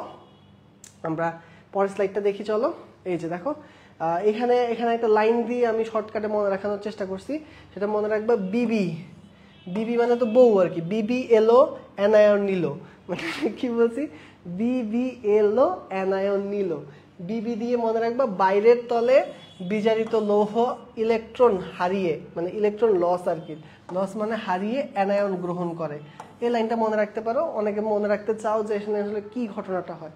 এখানে বিজারিত লৌহ ইলেকট্রন লস করে, ইলেকট্রন হারায় ফেলে, হারায় অ্যানায়ন গ্রহণ করে। তাহলে এটা একটা শর্ট টেকনিক, যেখানে মেইনলি কি ঘটনাটা হয় সেই লাইনটা যদি মনে রাখতে পারো, বিবি এলো, অ্যানায়ন নিল, এইটুকু মনে রাখতে পারো। এর বাইরে তোমার দরকার নেই তেমন একটা, ঠিক আছে? রিটেনে তেমন একটা আসে না পরীক্ষায়। চলে যাবো নেক্সট মতবাদ, যেটা এইটাতে যে সেকেন্ড মতবাদটা, এইটা রিটেনে আসে। এইটার পাশে লেখেন রিটেন। এটার পাশে লেখেন বড় করে রিটেন, এটা রিটেনে আসে, এটা রিটেনে আসে, এই জন্য এটা একদম ভালো করে বুঝাবো, ক্রিস্টাল ক্লিয়ার কনসেপ্ট করবা, যাতে এইচএসসিতে পরীক্ষায় আসলে আজকে পড়ার পর আর পড়া না লাগে, এমনিই পারবা। ওকে, চলো, এটা একটু বুঝার জিনিস, খুব ভালো করে বুঝার চেষ্টা করবা। নাম হচ্ছে প্রোটন অ্যানায়ন কো ট্রান্সপোর্ট মতবাদ, প্রোটন অ্যানায়ন কো ট্রান্সপোর্ট মতবাদ। এটার নামের মধ্যে উত্তর আছে, বলে রাখলাম কিন্তু। আচ্ছা, আগে বুঝো। আচ্ছা, আগে দেখো এই ছবিটার মধ্যে এই জিনিসটা দেখতে পাচ্ছ, এটা হচ্ছে একটা কোষ ঝিল্লি। এটা একটা কি? কোষ ঝিল্লি। এটা হচ্ছে কোষ ঝিল্লির ভেতরে, এটা হচ্ছে গাছের ভেতর। কোষস্থ দ্রবণ মানে কি? কোষস্থ দ্রবণ মানে ভেতর। আর এটা হচ্ছে বহিস্থ দ্রবণ মানে মাটি, এটা হচ্ছে মাটি। ওকে, বুঝো এবার। তাহলে এটা হচ্ছে কোষের ভেতরে বা আমাদের গাছের ভেতরে, এটা হচ্ছে মাটিতে। কি হয় ঘটনাটা বুঝবা, ধাপে ধাপে বুঝবা। প্রথম যে কাহিনীটা হয় সেটা হচ্ছে উদ্ভিদের একদিন সকালবেলা মনে হয় যে সে কি করবে, সে একটা হাইড্রোজেন আয়ন বা যাকে আমরা প্রোটন বলি, হাইড্রোজেন আয়নকে আমরা কি বলি? প্রোটন। প্রোটনকে সে মাটিতে প্রেরণ করবে। কোষের ভেতর থেকে কোথায় প্রেরণ করবে? মাটিতে। তো সে কোষের ভেতর থেকে মাটিতে একটা হাইড্রোজেন আয়নকে প্রেরণ করছে। এখন এটাকে তো জোর করে প্রেরণ করছে। মাটি কি চাইছিল? মাটি কি এই হাইড্রোজেন আয়নটাকে চাইছিল? চায় নাই। না চাওয়ার পরে তার মধ্যে দিছে, তাহলে শক্তি খরচ করতে হবে, জোর করতে হবে। তো জোর করতে গেলে এখানে একটা এটিপি ভেঙে যায়, ভেঙে একটা এডিপি এবং ইনঅর্গানিক ফসফেট তৈরি হয়। মনে রাখবা, যখনই এটিপি ভাঙে তখনই শক্তি তৈরি হয়। এখানে একটা এনজাইম ব্যবহৃত হয়, এই এনজাইমটার নাম মনে রাখবা, এটিপিএস এনজাইম। কি নাম? এটিপিএস। তাহলে আবারও বলি, প্রথম ঘটনা শুরু কোথা থেকে? উদ্ভিদ তার মূলের ভেতরে একটি প্রোটনকে কোষের বাইরে মানে মাটিতে প্রেরণ করে। এক্ষেত্রে একটা এটিপি ভেঙে যায় এটিপিএস এনজাইমের সহায়তায়। ওকে, এখন দেখো, কোষের বাইরে যখন হাইড্রোজেন চলে আসলো তখন কয়েকটা গ্যাঞ্জাম সৃষ্টি হলো। কি গ্যাঞ্জাম সেটা বুঝো। পৃথিবী সাম্যাবস্থা পছন্দ করে, এই কথাটা সবসময় মনে রাখবা। পৃথিবী কি পছন্দ করে? সাম্যাবস্থা। এখন দেখো তো, একটা পজিটিভ চার্জ সে বাইরে চলে আসলো, তাইলে কোষের বাইরে এখন পজিটিভ চার্জ বেশি হয়ে গেল, আর কোষের ভিতরে তুলনামূলক নেগেটিভ চার্জ হয়ে গেল। তার মানে দুইটা জায়গার মধ্যে কি চার্জের পার্থক্য তৈরি হলো। কি তৈরি হলো? চার্জের পার্থক্য তৈরি হলো। ঠিক আছে, এক নাম্বার সমস্যা। তাহলে একটা তৈরি হলো যেটা হচ্ছে ইলেকট্রিক্যাল পটেনশিয়াল। কি বলে এটাকে? ইলেকট্রিক্যাল পটেনশিয়াল, পটেনশিয়াল গ্যাপ বা ইলেকট্রিক্যাল চার্জের গ্যাপ তৈরি হইলো, তাই না? আচ্ছা, দুই নাম্বার সমস্যা। আমরা জানি, আমরা পড়ছিলাম ছোটবেলায় যে পিএইচ কাকে বলে। PH is equal to minus log hydrogen আয়নের ঘনমাত্রা। তার মানে একটা দ্রবণের পিএইচ কার উপর ডিপেন্ড করে? হাইড্রোজেনের উপর ডিপেন্ড করে। এখন কোষের বাইরে হাইড্রোজেন বেশি চলে আসছে। হাইড্রোজেন যদি বেশি চলে আসে, আমরা জানি সেই দ্রবণের পিএইচ কম হয়, সেই দ্রবণটা কি হয়ে যায়? অ্যাসিডিক হয়ে যায়। তাইলে এই পাশে পিএইচ গেল কমে, আর এই পাশে তুলনামূলক পিএইচ গেল বেড়ে। তাহলে একটা সমস্যা তৈরি হলো, এটা হচ্ছে পিএইচ গ্রেডিয়েন্ট বা পিএইচ এর তারতম্য তৈরি হলো। তাহলে বলো, আবারও বুঝো, হাইড্রোজেন বাইরে গেলে কয়টা সমস্যা হয়? বুঝে বুঝে পড়বা। একটা হচ্ছে ইলেকট্রিক্যাল চার্জের পার্থক্য, একটা হচ্ছে পিএইচ এর পার্থক্য তৈরি হয়েছে। এই দুটা পার্থক্যকে একসাথে বলা হয় ইলেকট্রোকেমিক্যাল গ্রেডিয়েন্ট, মানে ইলেকট্রোকেমিক্যাল তারতম্য সৃষ্টি হয়েছে। এখন আমি তো বলছি পৃথিবী সাম্যাবস্থা পছন্দ করে, পৃথিবী এটাকে ঠিক করতে চেষ্টা করবে। এখন মাটি থেকে কি করলো? মাটি থেকে একটা পটাশিয়াম আয়নকে সে কোষের ভেতরে প্রেরণ করে দিল। মাটি একটা পটাশিয়াম আয়নকে কোষের ভেতরে প্রেরণ করে দিল। এখন এইটা হলে কি পুরো সমস্যাটা সলভ হয় নাকি হয় না? সলভ হয় না। কেন হয় না দেখো তো। তোমার একটা পজিটিভ চার্জ দিছিল, এটার বিনিময়ে সে একটা পজিটিভ চার্জ এদিকে দিয়ে দিছে, ঠিক আছে না? দিয়ে দিছে। এখানে ইলেকট্রিক্যাল গ্রেডিয়েন্ট ঠিক হয়ে গেছে। কিন্তু আমরা জানি যে পটাশিয়াম আয়নের উপরে কি পিএইচ ডিপেন্ড করে নাকি করে না? করে না। তাহলে পিএইচ এর তারতম্য কি ঠিক হয়েছে? পিএইচ এর তারতম্য এখনো ঠিক হয় নাই। তাহলে এখনো পিএইচ এর তারতম্য ঠিক হয় নাই, এটাকে ঠিক করতে হবে। পিএইচ এর তারতম্য ঠিক হবে কখন? যখন হাইড্রোজেন আয়ন কোষের ভেতরে চলে যাবে। কারণ হাইড্রোজেন আয়ন ছাড়া আর কেউ পিএইচ এর জন্য দায়ী না। বুঝছি ব্যাপারটা? আচ্ছা, এখন দেখো, এখন কি হবে? পিএইচটাকে ঠিক করার জন্য হাইড্রোজেন আয়ন কোষের ভেতরে চলে যাবে, কিন্তু এখানেও তো গ্যাঞ্জাম। বলো কি গ্যাঞ্জাম? আগে তো একটা পটাশিয়াম ঢুকে গেছে, এখন যদি বাইরে থেকে একটা হাইড্রোজেন কোষের ভেতরে ঢুকে, তাহলে কি হবে? কোষের বাইরে পজিটিভ চার্জ কমে যাবে, কোষের ভিতরে পজিটিভ চার্জ বেড়ে যাবে। তো এইটা সমাধান করার জন্য একটা হাইড্রোজেন আয়নের সাথে একটা অ্যানায়নও একসাথে কোষের ভিতরে প্রবেশ করবে। কারণ দেখো এটা কত প্লাস, এটা কত মাইনাস, তাহলে +1 আর -1 মিলে কত 0, চার্জ নিরপেক্ষ হয়ে যাবে। ঠিক আছে, তাহলে একটা হাইড্রোজেন এবং একটা অ্যানায়ন একসাথে কোষের ভিতরে প্রবেশ করবে। ঠিক আছে, যার কারণে কি হলো, হাইড্রোজেন এবং অ্যানায়ন একসাথে ট্রান্সপোর্ট হয়। এই জন্য এটার নাম কি, প্রোটন অ্যানায়ন কো ট্রান্সপোর্ট। কো মানে কি, একসাথে ট্রান্সপোর্ট। বুঝছি? তা দেখো এখানে উদ্ভিদের লাভ কি, উদ্ভিদের লস কি বোঝার চেষ্টা করি। উদ্ভিদের লাভ হচ্ছে উদ্ভিদ হাইড্রোজেন আয়নও পাইলো, উদ্ভিদ পটাশিয়ামও পাইলো, উদ্ভিদ অ্যানায়নও পাইলো। লস কি, তার শুধু একটা মাত্র এটিপি খরচ হয়েছে, তার শুধু একটা এটিপি খরচ হয়েছে। এই একটা এটিপির বিনিময়ে সে 3টা আয়ন পাইছে। বুঝছি? আচ্ছা, এইটুকু যদি ক্লিয়ার হয় তাহলে ভাইয়াকে বলো ক্লিয়ার। ভাইয়া আবার সামারাইজ করব, কোনো টেনশন নাই, তবে এইটুকু ক্লিয়ার হয়েছে কিনা ভাইয়াকে বলো। ভাইয়া দাগাই দিব, কিভাবে রিটেনে পরীক্ষায় লিখবে দাগাই দিব।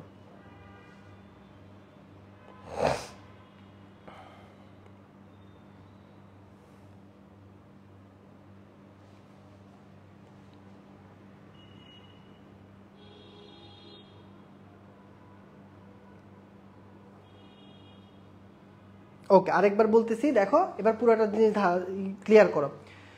প্রথম থেকে ঘটনা শুরু করি। প্রথম থেকে কি হয়, উদ্ভিদের ভেতরে, যে কোষের ভেতরে একটা হাইড্রোজেন আয়নকে একটা এটিপি খরচ করার মাধ্যমে উদ্ভিদ কোষের ভেতর থেকে মাটিতে প্রেরণ করে।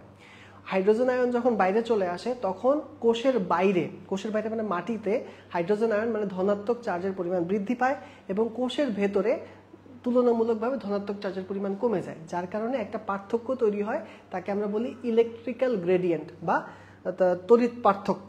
আচ্ছা, এরপরে কি হয়, এরপর হাইড্রোজেন আয়ন যখন কোষের বাইরে চলে যাচ্ছে, আমরা জানি হাইড্রোজেন আয়নের উপর কি নির্ভর করে, পিএইচ নির্ভর করে। তার মানে কোষের বাইরে মানে মাটিতে পিএইচ কমে যায় আর কোষের ভেতরে পিএইচ বেড়ে যায়। তাহলে আরেকটা পার্থক্য তৈরি হয় যাকে আমরা বলবো পিএইচ গ্রেডিয়েন্ট। আচ্ছা, দুইটা মিলে একটা টোটাল পার্থক্য তৈরি হয়, তাকে আমরা বলি ইলেকট্রোকেমিক্যাল গ্রেডিয়েন্ট। আচ্ছা, এখন বলছি সেটা হচ্ছে পৃথিবী জিনিসটাকে ঠিক করতে চেষ্টা করে। কি করে, মাটি থেকে একটা পটাশিয়াম আয়ন কোষের ভিতরে প্রবেশ করে। এই প্রবেশ করার কারণে ইলেকট্রিক্যাল গ্রেডিয়েন্টটা ঠিক হয়ে যায়, কিন্তু পিএইচ গ্রেডিয়েন্টটা ঠিক হয় না। কে ঠিক হয়েছে, ইলেকট্রিক্যাল গ্রেডিয়েন্ট ঠিক হয়েছে, কিন্তু পিএইচ গ্রেডিয়েন্টটা ঠিক হয় না। পিএইচ গ্রেডিয়েন্ট ঠিক করার জন্য কি করতে হবে, হাইড্রোজেনকে ভেতরে নিতে হবে। তো এখন একটা হাইড্রোজেন আয়ন কোষের ভিতরে প্রবেশ করবে, কিন্তু হাইড্রোজেন আয়ন যদি একা একা প্রবেশ করে তাহলে আবারও ইলেকট্রিক্যাল গ্রেডিয়েন্ট তৈরি হবে, যার কারণে হাইড্রোজেনের সাথে একটা অ্যানায়ন একত্রিতভাবে কোষের ভিতরে প্রবেশ করে। কিসের মাধ্যমে, এটা হচ্ছে প্রোটিন বাহক। এই বাহকটার নাম বলি না, এটা হচ্ছে একটা প্রোটিন বাহক, প্রোটিন। তাইলে মনে রাখবা যে যেহেতু এখানে একটা প্রোটন এবং অ্যানায়ন একসাথে কোষের ভিতরে প্রবেশ করে, এটাকে বলা হয় প্রোটন অ্যানায়ন কো ট্রান্সপোর্ট মতবাদ। শেষ। দেখছো, খুব কঠিন কিছু পড়াইছি, খুবই ইজি। এই জিনিসটা আমাদের দেখে খুব কঠিন লাগে, তো ভাইয়া যেভাবে শিখাইছি ইনশাআল্লাহ তোমরা পরীক্ষা দিতে পারবা। এবার একটু ভাইয়া বই থেকে দাগাই দিচ্ছি, চলো কোন কোন লাইনগুলো পরীক্ষার হলে লিখবা দাগাও। এই মতবাদটাকে আধুনিক মতবাদ বলা হয়। এখানে বাহক হিসেবে প্রোটিন বাহক ব্যবহৃত হয়। এই যে এখান থেকে লেখা শুরু করবা, কোষঝিল্লির ভেতরের তলের এটিপিএস এনজাইমের সাহায্যে এটিপি ভেঙে শক্তি নির্গত হয়। এই শক্তির প্রভাবে প্রোটন কোষের বাইরে নিক্ষিপ্ত হয়, একে বলা হয় প্রোটন পাম্প। যেভাবে ভাইয়া দাগাচ্ছি সেভাবে পরীক্ষার খাতায় লিখবা। ওকে, এইটুকু হয়েছে। চলো নেক্সট স্লাইড। এবার দাগাও। এই যে প্রোটন পাম্পের কারণে কোষের বাইরের সাথে ভেতরের পিএইচ গ্রেডিয়েন্ট সৃষ্টি হয় এবং পটেনশিয়াল গ্রেডিয়েন্ট সৃষ্টি হয়। ভাইয়া বলছি দুইটার কথাই। আচ্ছা, এই দুটাকে একত্রে ইলেকট্রোকেমিক্যাল গ্রেডিয়েন্ট বলে। এই ইলেকট্রোকেমিক্যাল গ্রেডিয়েন্টের কারণে প্রোটন মোটিভ ফোর্স তৈরি হলে বাহক প্রোটিনগুলো সক্রিয় হয়ে যায়। বাহক প্রোটিনগুলো সক্রিয় হয়ে যাওয়ার পরে কি হয়, বাইরের দ্রবণ থেকে কোষের ভেতরে ক্যাটায়নগুলোকে বহন করে নিয়ে আসে। এই যে ক্যাটায়নগুলোকে বহন করে মানে ক্যাটায়ন মানে পটাশিয়াম আয়ন, কি পটাশিয়াম আয়নকে বহন করে নিয়ে আসে। আচ্ছা, প্রোটনও বাইরে থেকে ভেতরে ঢুকতে চায়, কিন্তু ভেতরে ঢোকার সময় অ্যানায়নগুলো প্রোটনের সাথে একসঙ্গে ভিতরে প্রবেশ করে। এই জন্য এটাকে প্রোটন অ্যানায়ন কো ট্রান্সপোর্ট মতবাদ বলে। শেষ। এটাই সহজ। তাহলে বুঝতে পারছো, তাহলে ইনশাআল্লাহ তোমরা রিটেনে লিখতে পারবে, এমসিকিউর জন্য পারবা পরীক্ষা। আচ্ছা, মনে রাখবা এটা পিটার মিশেলের কেমি অসমোটিক মডেল থেকে এটা নেওয়া হয়েছে। তারপর এটাতে চলে যায় লেসিথিন বাহক ধারণা, এটা শুধু এমসিকিউ পরীক্ষায় আসে। এখানে এটা মনে রাখবে, এখানে বাহকের নাম কি, এখানে বাহকের নাম হচ্ছে লেসিথিন নামক একটা ফসফোলিপিড, এটা বাহক হিসেবে কাজ করে। চলে যায় নিষ্ক্রিয় মতবাদগুলো। নিষ্ক্রিয় মতবাদ থেকে রিটেনে কোনো কোশ্চেন আসে না ভাই, আগেই বলে রাখতেছি, এমসিকিউর জন্য পড়বা ভালো করে। এমসিকিউর জন্য ভেতর থেকে তেমন কিছু নাই। প্রথম মতবাদের নাম হচ্ছে ব্যাপন মতবাদ। ব্যাপন তো বুঝোই, ব্যাপন হচ্ছে উচ্চ ঘনমাত্রা থেকে নিম্ন ঘনমাত্রার দিকে কোনো কিছুর মানে স্বতঃস্ফূর্ত গমন, এটাকে আমরা বলি ব্যাপন। ঠিক আছে, উচ্চ ঘনমাত্রা থেকে নিম্ন ঘনমাত্রার দিকে স্বতঃস্ফূর্ত গমন। তাহলে কি হয়, ধরো মাটিতে কোনো একটা আয়ন সেটা অনেক বেশি পরিমাণে আছে, গাছের ভিতরে খুব অল্প আছে, তো ওটা অটোমেটিক্যালি গাছের ভিতরে প্রবেশ করবে, এটাই হচ্ছে ব্যাপন। আচ্ছা, তেমন কিছু নাই ইম্পর্টেন্ট। আচ্ছা, যেটা থেকে কোশ্চেন পরীক্ষা আসার মতো আছে সেটা একটু বলি ভাইয়া। এর পরেরটা দেখো, এটা না সরি, আচ্ছা এটা একটু কেটে গেছে মনে হয়, আমি বলতেছি দেখো পরেরটা দেখো। ব্যাপনের পরের যে মতবাদটা সেটা হচ্ছে দেখবা যে লেখা আছে আয়ন এক্সচেঞ্জ মতবাদ, তোমাদের বইয়ে আছে দেখো, এটা একটু পড়বা তোমরা। আয়ন এক্সচেঞ্জ, এখানে একটা অবজেক্টিভ আছে, সেটা একটু বলে দি ভাইয়া। আয়ন এক্সচেঞ্জ মতবাদের মধ্যে তোমরা যেটা দাগাবা সেটা হচ্ছে উদ্ভিদ হাইড্রোজেনের বিনিময়ে কোন আয়ন গ্রহণ করে, দেখবা যে লেখা আছে পটাশিয়াম আয়ন গ্রহণ করে, আর হাইড্রক্সিলের বিনিময়ে সে ক্লোরাইড আয়ন গ্রহণ করে। শুধু এইটা দাগাও, আর কিচ্ছু দাগাবা না। আয়ন বিনিময় মতবাদ, এর পরের মতবাদটা তোমাদের বইয়ের মধ্যে পাবা, সেখানে শুধু এই লাইনটা একটু দাগাবা। উদ্ভিদ হাইড্রোজেনের বিনিময়ে কি গ্রহণ করে, উদ্ভিদ হাইড্রক্সিলের বিনিময়ে কি গ্রহণ করে। ঠিক আছে, মানে বিনিময় প্রথায় পছন্দ করে। যেমন আগের কালে সমাজবিজ্ঞানে তুমি পড়ছো যে যখন সভ্যতা শুরু হয় তখন টাকা পয়সা ছিল না, তখন যে প্রথা ছিল সেটা হচ্ছিল বিনিময় প্রথা। ধরো আমার কাছে একটা লুঙ্গি আছে, এখন লুঙ্গি আমার কাছে দুইটা আছে, আমার লুঙ্গি লাগবে না, আমার শার্ট লাগবে, আমি আরেকজনকে লুঙ্গিটা দিয়ে আরেকজন থেকে শার্টটা নিয়ে নিলাম, এটা হচ্ছে বিনিময় প্রথা। তো ওরকম উদ্ভিদ কি করে, হাইড্রোজেন আয়নের বিনিময়ে সে পটাশিয়াম গ্রহণ করে, আর হাইড্রোক্সিলের বিনিময়ে ক্লোরাইড গ্রহণ করে। ঠিক আছে, এটা মনে রাখবা। আচ্ছা, আরেকটা পড়বা, সেটা হচ্ছে দেখবে যে ব্যাপক প্রবাহ, ওখানে একটু দাগাবা যে প্রসেদনের টানে, কথাটাকে দাগায় রাখো। পরীক্ষায় আসে কোনটি প্রসেদনের টানে হয়, তাহলে ব্যাপক প্রবাহ মতবাদ এটা প্রসেদনের টানের উপর ডিপেন্ড করে। ওকে, তাহলে এটাও ক্লিয়ার আশা করি। ওকে, তা নেক্সটে চলে যাই, চলো এরপরে আসি। এই পার্থক্যের ছক আলহামদুলিল্লাহ ভাইয়া পড়াই ফেলছে অলরেডি, এবং তোমরা সবাই পারো, এটা রিটেনের জন্য খ নাম্বারের জন্য আসবে। ওকে, এবার আসো প্রভাবক সমূহ। প্রভাবক আমি কখনো রিটেনে আসতে দেখি নাই, তাহলে রিটেনে আসে না, তাহলে এটা কিভাবে আসে, এটা এমসিকিউতে আসে, এবং এমসিকিউতে পারার জন্য একটা চোরা টেকনিক আছে। চোরা টেকনিক কি, মনে রাখবা পৃথিবীতে সম্পর্ক দুই প্রকার, একটা হচ্ছে সমানুপাতিক সম্পর্ক, আরেকটা হচ্ছে ব্যস্তানুপাতিক সম্পর্ক। সমানুপাতিক মানে কি, যেটা বাড়লে বাড়ে কমলে কমে, আর ব্যস্তানুপাতিক মানে কি বাড়লে কমে কমলে বাড়ে। তো সাধারণত প্রভাবকগুলো এই দুটার একটা সম্পর্ককে সাধারণত ফলো করে। তো দেখা গেছে যে ম্যাক্সিমাম সাধারণত সমানুপাতিক সম্পর্কে থাকে, আর খুব অল্প কয়টা থাকে ব্যস্তানুপাতিক। তো চালাকি হচ্ছে যে তুমি ব্যস্তানুপাতিক যে সম্পর্কগুলো সেগুলো মুখস্থ করে ফেলবা। যেমন এখানে ব্যস্তানুপাতিক সম্পর্ক একটাই, 7 নাম্বার। 7 নাম্বার দেখো, 7 নাম্বারে যে কথাটা বলা হয়েছে সেটা একটু ভাইয়া দেখাই দিই। সেটা হচ্ছে বলা হয়েছে এই কথাটা দেখো, ক্যালসিয়াম, যে ক্যালসিয়াম আয়ন সেটা ম্যাগনেসিয়াম আয়নকে প্রবেশে বাধা দেয়, আর ক্যালসিয়াম আর ম্যাগনেসিয়াম দুইজনে একত্রে পটাশিয়াম আয়নকে প্রবেশে বাধা দেয়। এই কথাটা মনে রাখবা যে উদ্ভিদে যখন ক্যালসিয়াম আয়ন বেশি হয়ে যাবে সেটা ম্যাগনেসিয়ামকে প্রবেশ করতে দিবে না, আবার ক্যালসিয়াম ম্যাগনেসিয়াম দুইটাই যখন বেশি হয়ে যাবে এটা পটাশিয়ামকে প্রবেশ করতে দিবে না। এটাই হলো একমাত্র ব্যস্তানুপাতিক প্রভাবক। আর বাকি প্রভাবকগুলো কি, সমানুপাতিক। সমানুপাতিকের কাহিনীটা কি বুঝাই বলি ভাইয়া, মানে আলো যদি বেশি হয়, মানে দিনের বেলায় খনিজ লবণ পরিশোষণ বেশি হয়, আলো বাড়লে পরিশোষণ বাড়বে, অক্সিজেন বাড়লে পরিশোষণ বাড়বে, রাসায়নিক বস্তু বাড়লে পরিশোষণ বাড়বে, বৃদ্ধি বাড়লে বাড়বে, প্রশোধনের টান বাড়লে বাড়বে। আচ্ছা, আর যেটা বললাম ক্যালসিয়াম আয়ন ম্যাগনেসিয়াম আয়নকে বাধা দেয়, আর ক্যালসিয়াম ম্যাগনেসিয়াম দুইটাই পটাশিয়ামকে বাধা দেয়। আর তাপমাত্রার ব্যাপারটা একটু স্পেশাল। তাপমাত্রার ব্যাপারটা হচ্ছে একটা অপটিমাম তাপমাত্রা থাকে বা অনুকূল তাপমাত্রা, ওই তাপমাত্রার মধ্যে সবসময় খনিজ লবণ পরিশোষণ সর্বোচ্চ হয়। এটা থেকে বেশি তাপমাত্রা হলেও কম হয়, এটা থেকে কম তাপমাত্রা হলেও কম হয়। মানে ধরলাম যে ধরো 20 থেকে 30 ডিগ্রি সেলসিয়াস তাপমাত্রা, এইটার মধ্যে সর্বোচ্চ হবে, এর উপরে গেলেও কমে যাবে, এর নিচে গেলেও কমে যাবে। ঠিক আছে, এটা হলো তাপমাত্রার ব্যাপারটা। এই জন্য এটা সমানুপাতিক ব্যস্তানুপাতিক কোনোটার মধ্যেই পড়ে না। ঠিক আছে, তাহলে আশা করি জিনিসটা ক্লিয়ার হয়েছে। ওকে ওকে, তাহলে এগুলো সব ক্লিয়ার, এটাও ক্লিয়ার। উইথ দ্যাট আমাদের ফার্স্ট টপিক শেষ, খনিজ লবণ পরিশোষণ। বিগত বছরের কোয়েশ্চেনটা দেখে নিই চলো। সেটা হচ্ছে উদ্ভিদের খনিজ লবণ পরিশোষণের জন্য কোন তথ্যটি সত্য। সবাই মিলে আনসার করার চেষ্টা করো। 2011-12-তে আসছে এটা।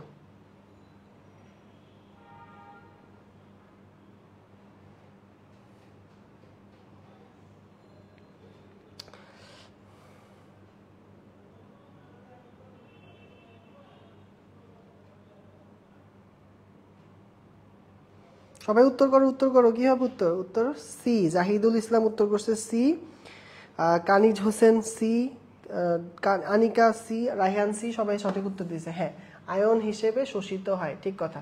খনিজ লবণ পরিশোষণের জন্য কোনটি শোষণ? এটা আয়ন হিসেবে শোষিত হয়, ঠিক আছে। আচ্ছা, এরপর দেখো লাস্ট একটা পার্থক্য আছে, সেটা হচ্ছে কি? সেটা হচ্ছে খনিজ পানি এবং খনিজ লবণ পরিশোষণের মধ্যে পার্থক্য।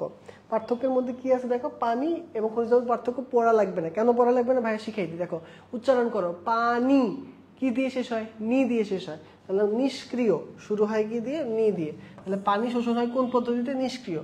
আর খনিজ লবণ পরিশোষণ হয় কোন পদ্ধতিতে? সক্রিয় শোষণ। ঠিক আছে, বাকি সব তো সেম, সক্রিয়, নিষ্ক্রিয় আর সক্রিয়র পার্থক্য এটা তোমরা পারবা। শুধু এখানে এক্সট্রা হিসাবে মনে রাখবা, পানি শোষণ হয় শুধু মূল রোম দিয়ে, আর খনিজ লবণ শোষণ হয় মূলের অগ্রভাগের কোষ বিভাজন অঞ্চল দিয়ে। এটা একটু আলাদা করে মনে রাখবা, আদারওয়াইজ বাকিটা তোমরা পারবা। ঠিক আছে, তাহলে আবার বলি, পানি নিষ্ক্রিয়, খনিজ লবণ সক্রিয়, আর পানি মূল রোম দিয়ে, ওইটা হচ্ছে মূলের অগ্রভাগের কোষ বিভাজন অঞ্চল দিয়ে। বাকিগুলো তোমরা পারবা। আচ্ছা, উইথ দ্যাট আমাদের ফার্স্ট টপিক শেষ। শুরু করব প্রসেদন। ফার্স্ট টপিক থেকে যদি কোনো কোয়েশ্চেন থাকে কোয়েশ্চেন করতে পারো, আর যদি কোয়েশ্চেন না থাকে তাহলে ভাইয়াকে বলো। এই পর্যন্ত ভাইয়া আলহামদুলিল্লাহ অল ক্লিয়ার। ঠিক আছে,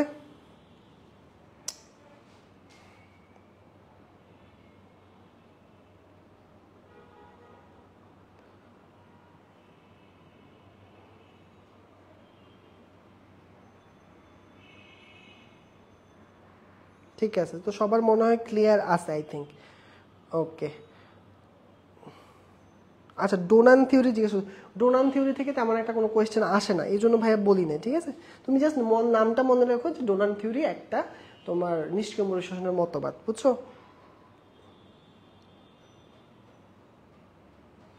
ওকে, আচ্ছা ঠিক আছে, তাহলে এইটুকু ডান। এবার আমরা শুরু করবো প্রসেদন। ঠিক আছে, বেশি সময় নিব না, ভাইয়া খুব গোছায় পড়াচ্ছি, যেভাবে পড়াচ্ছি সেভাবে পড়াবো। তুমি একটু ভাইয়ার কথাটা শুনো, তোমাদের বাসায় বেশি পড়া লাগবে না। ভাইয়া যতটুকু পড়াচ্ছি এটাকে ক্লাসে মনোযোগ দিয়ে পড়ো, দেখবো যে পড়া হয়ে গেছে, বেশি কষ্ট নাই। শুরু করি প্রসেদন। প্রসেদন ব্যাপারটা কি? প্রসেদন হচ্ছে একটা প্রক্রিয়া, যেই প্রক্রিয়াতে উদ্ভিদ কি করে, তার ভেতরের অতিরিক্ত পানিটাকে বাষ্প আকারে বের করে দেয়। কথা ক্লিয়ার? দেখো এখান থেকে দাগাবা। প্রথম কি? প্রসেদন। প্রসেদন হচ্ছে যেই শারীরতাত্ত্বিক প্রক্রিয়ায় উদ্ভিদ তার বায়বীয় অঙ্গ হতে, সাধারণত পাতা হতে, পানিকে বাষ্প আকারে বের করে দেয়, তাকে আমরা কি বলবো? তাকে আমরা বলবো প্রসেদন। তাহলে কি তিনটা কথা এখানে ইম্পর্টেন্ট। এটা একটা শারীরতাত্ত্বিক প্রক্রিয়া, এটা বায়বীয় অঙ্গের মাধ্যমে হয়, মানে পাতার মাধ্যমে হয়, এবং পানি কি আকারে বের হয়? বাষ্প আকারে বের হয়। ঠিক আছে, এই কথাগুলো মাথায় রাখবা। আচ্ছা, এটাতে মনে রাখবা যে উদ্ভিদ যতটুকু পানি শোষণ, মানে তার শরীরে শোষণ করে, তার মধ্যে থেকে 99%ই বাষ্প আকারে বের করে দেয়, আর 1% মাত্র দেহে অবস্থান করে। 1% মাত্র দেহের কাজে লাগায়, আর বাকি 99%ই সে ছেড়ে দেয়। ওকে, নিচের দিকে আসো। এখানে একটা কথা আছে যে বিজ্ঞানী কার্টিস সে বলছে যে প্রসেদন হচ্ছে একটা প্রয়োজনীয় অমঙ্গল। তাহলে পরীক্ষা আসে যে কে, কোন বিজ্ঞানী বলছে প্রসেদন একটা প্রয়োজনীয় অমঙ্গল। প্রয়োজনীয় অমঙ্গল এই কথাটা বলছে হচ্ছে বিজ্ঞানী কার্টিস। এটার না আমি দেখছি যে কয়েকটা জায়গায় অনুধাবনে আসতেছে যে কেন বিজ্ঞানী কার্টিস এটাকে প্রয়োজনীয় অমঙ্গল বলছে। ঠিক আছে, আমি এখন বুঝাই দিচ্ছি, তোমরা বোঝার চেষ্টা করো কাহিনীটা কি। প্রসেদন প্রয়োজনীয় কেন? প্রয়োজনীয় কারণ এইটার মাধ্যমে উদ্ভিদ তার শরীরের অতিরিক্ত পানিগুলোকে বের করে দিতে পারতেছে, এবং অতিরিক্ত পানি বের করে দেওয়ার মাধ্যমে তার শরীরে অন্যান্য যে কর্মকাণ্ডের জন্য তো কোষের মধ্যে জায়গা প্রয়োজন, সেই জায়গাটা সে ফ্রি করতেছে। এই জন্য এটা একটা প্রয়োজনীয় পদ্ধতি। এই পদ্ধতিতে সে যতটুকু পানি নিয়ে ফেলতেছে তার মধ্যে থেকে যেগুলো দরকার না সেটাকে বের করে দিচ্ছে। অমঙ্গল কখন? অমঙ্গল হচ্ছে তখন যখন আবহাওয়াটা বিরূপ হয়ে যায়। আবহাওয়াটা কি হয়ে যায়? বিরূপ হয়ে যায়। আবহাওয়া ধরো খুব বেশি টেম্পারেচারের সময়, কিন্তু তখনও ধরো প্রসেদন চলতেছে। এখন প্রসেদন চললে কি হবে? প্রসেদন কি বের করে দেবে? পানি, পানি, পানি। এখন মাটিতে এমনি পানি কম, তার মধ্যে থেকে সে যতটুকু পানি শোষণ করতেছে তার মধ্যে থেকে আবার 99% সে বের করে দিচ্ছে, সে কিছু সঞ্চয় করে রাখতেছে না। যখন সে অতিরিক্ত পানি বাষ্প আকারে বের করে দেয় তখন কি হয়, তখন সে শুকায় যায়, বা যেটাকে আমরা বলি দেখবো যে শীতকালে যে ঘটনাটা হয় যে পাতাগুলো ঝরে পড়ে যায়, এটার একটা কারণ হচ্ছে এই প্রশোধন। তো এই অতিরিক্ত প্রশোধনের কারণে ওই প্রশোধন যেটা যে হারে চলতেছে ওটা চলতে থাকে, যার কারণে অতিরিক্ত পানি লস হয় এবং একসময় গাছ নিস্তেজ হয়ে পড়ে, একসময় গাছ নিস্তেজ হয়েছে বলে, মানে শব্দটাকে যদি একটু শুদ্ধ ভাষায় বলতে চাই সেটা হচ্ছে গাছটা কি হয়ে যায়, নিস্তেজ হয়ে যায়। তার মানে অতিরিক্ত প্রশোধনের কারণে অনেক সময় গাছ নিস্তেজ হয়ে যায়, এই কারণে এটাকে বলছে প্রশোধন। এটা প্রয়োজনীয় কিন্তু এটা একটা অমঙ্গল। ঠিক আছে, তাহলে আশা করি বুঝতে পারছো এবং পরীক্ষায় অনুধাবনে আসলে তোমরা জিনিসটাকে ব্যাখ্যা করে লিখতে পারবা। আচ্ছা, নিচের দিকে আসো। এটা গ্যানং পটোমিটার একটা যন্ত্র আছে, এটার মাধ্যমে প্রশোধনকে মাপা যায়। আচ্ছা, এখান থেকে এগুলো অবজেক্টিভগুলো পড়বা। আচ্ছা, এটা পারবে, এটা কেমন কিছু না। প্রশোধনের সংজ্ঞা, প্রশোধনের প্রকারভেদ মনে রাখবো। প্রশোধনকে 3 ভাগে ভাগ করা যায়, একটা হচ্ছে পত্ররন্ধ্রীয়, একটা হচ্ছে ত্বকীয়, আর একটা হচ্ছে লেন্টিকুলার। একটা হচ্ছে পত্ররন্ধ্রীয়, একটা হচ্ছে ত্বকীয়, আর একটা হচ্ছে লেন্টিকুলার। মনে রাখবো পত্ররন্ধ্রীয় কি, পত্ররন্ধ্র হচ্ছে পাতার মধ্যে কিছু ছোট ছোট ছিদ্র থাকে, সেই ছিদ্রগুলোকে বলা হয় পত্ররন্ধ্র। পত্র মানে পাতা, রন্ধ্র মানে ছিদ্র। তাহলে পাতার মধ্যে থাকা ছিদ্রগুলো দিয়ে পানি বাষ্পাকারে বের হয়ে যাওয়াকে কি বলা হয়, তাকে বলা হয় হচ্ছে পত্ররন্ধ্রীয় প্রশোধন।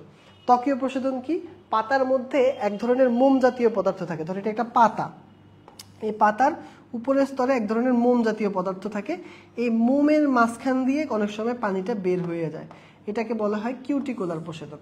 তাহলে এই মোম জাতীয় পদার্থ বা কিউটিকল এর মধ্য দিয়ে যে প্রশোধন হয় তাকে আমরা বলি কিউটিকুলার প্রশোধন। আর লাস্টেরটা হচ্ছে লেন্টিকুলার প্রশোধন। এটা কি জিনিস, এটা হচ্ছে অনেক সময় উদ্ভিদের সেকেন্ডারি বৃদ্ধি হয়। আচ্ছা, এখন বলবো ভাইয়া প্রাইমারি বৃদ্ধি সেকেন্ডারি বৃদ্ধি বুঝি না, ভাই একটু বুঝায় বলেন।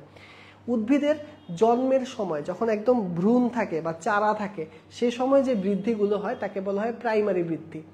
আর উদ্ভিদ বড় হয়ে যাওয়ার পরে ধরো কখনো কোনো জায়গায় আঘাতপ্রাপ্ত হয়েছে, সেখানে নতুন করে যে বৃদ্ধি হয় তাকে বলা হয় সেকেন্ডারি বৃদ্ধি। তাহলে আবারও বলতেছি, বুঝো ব্যাপারগুলো।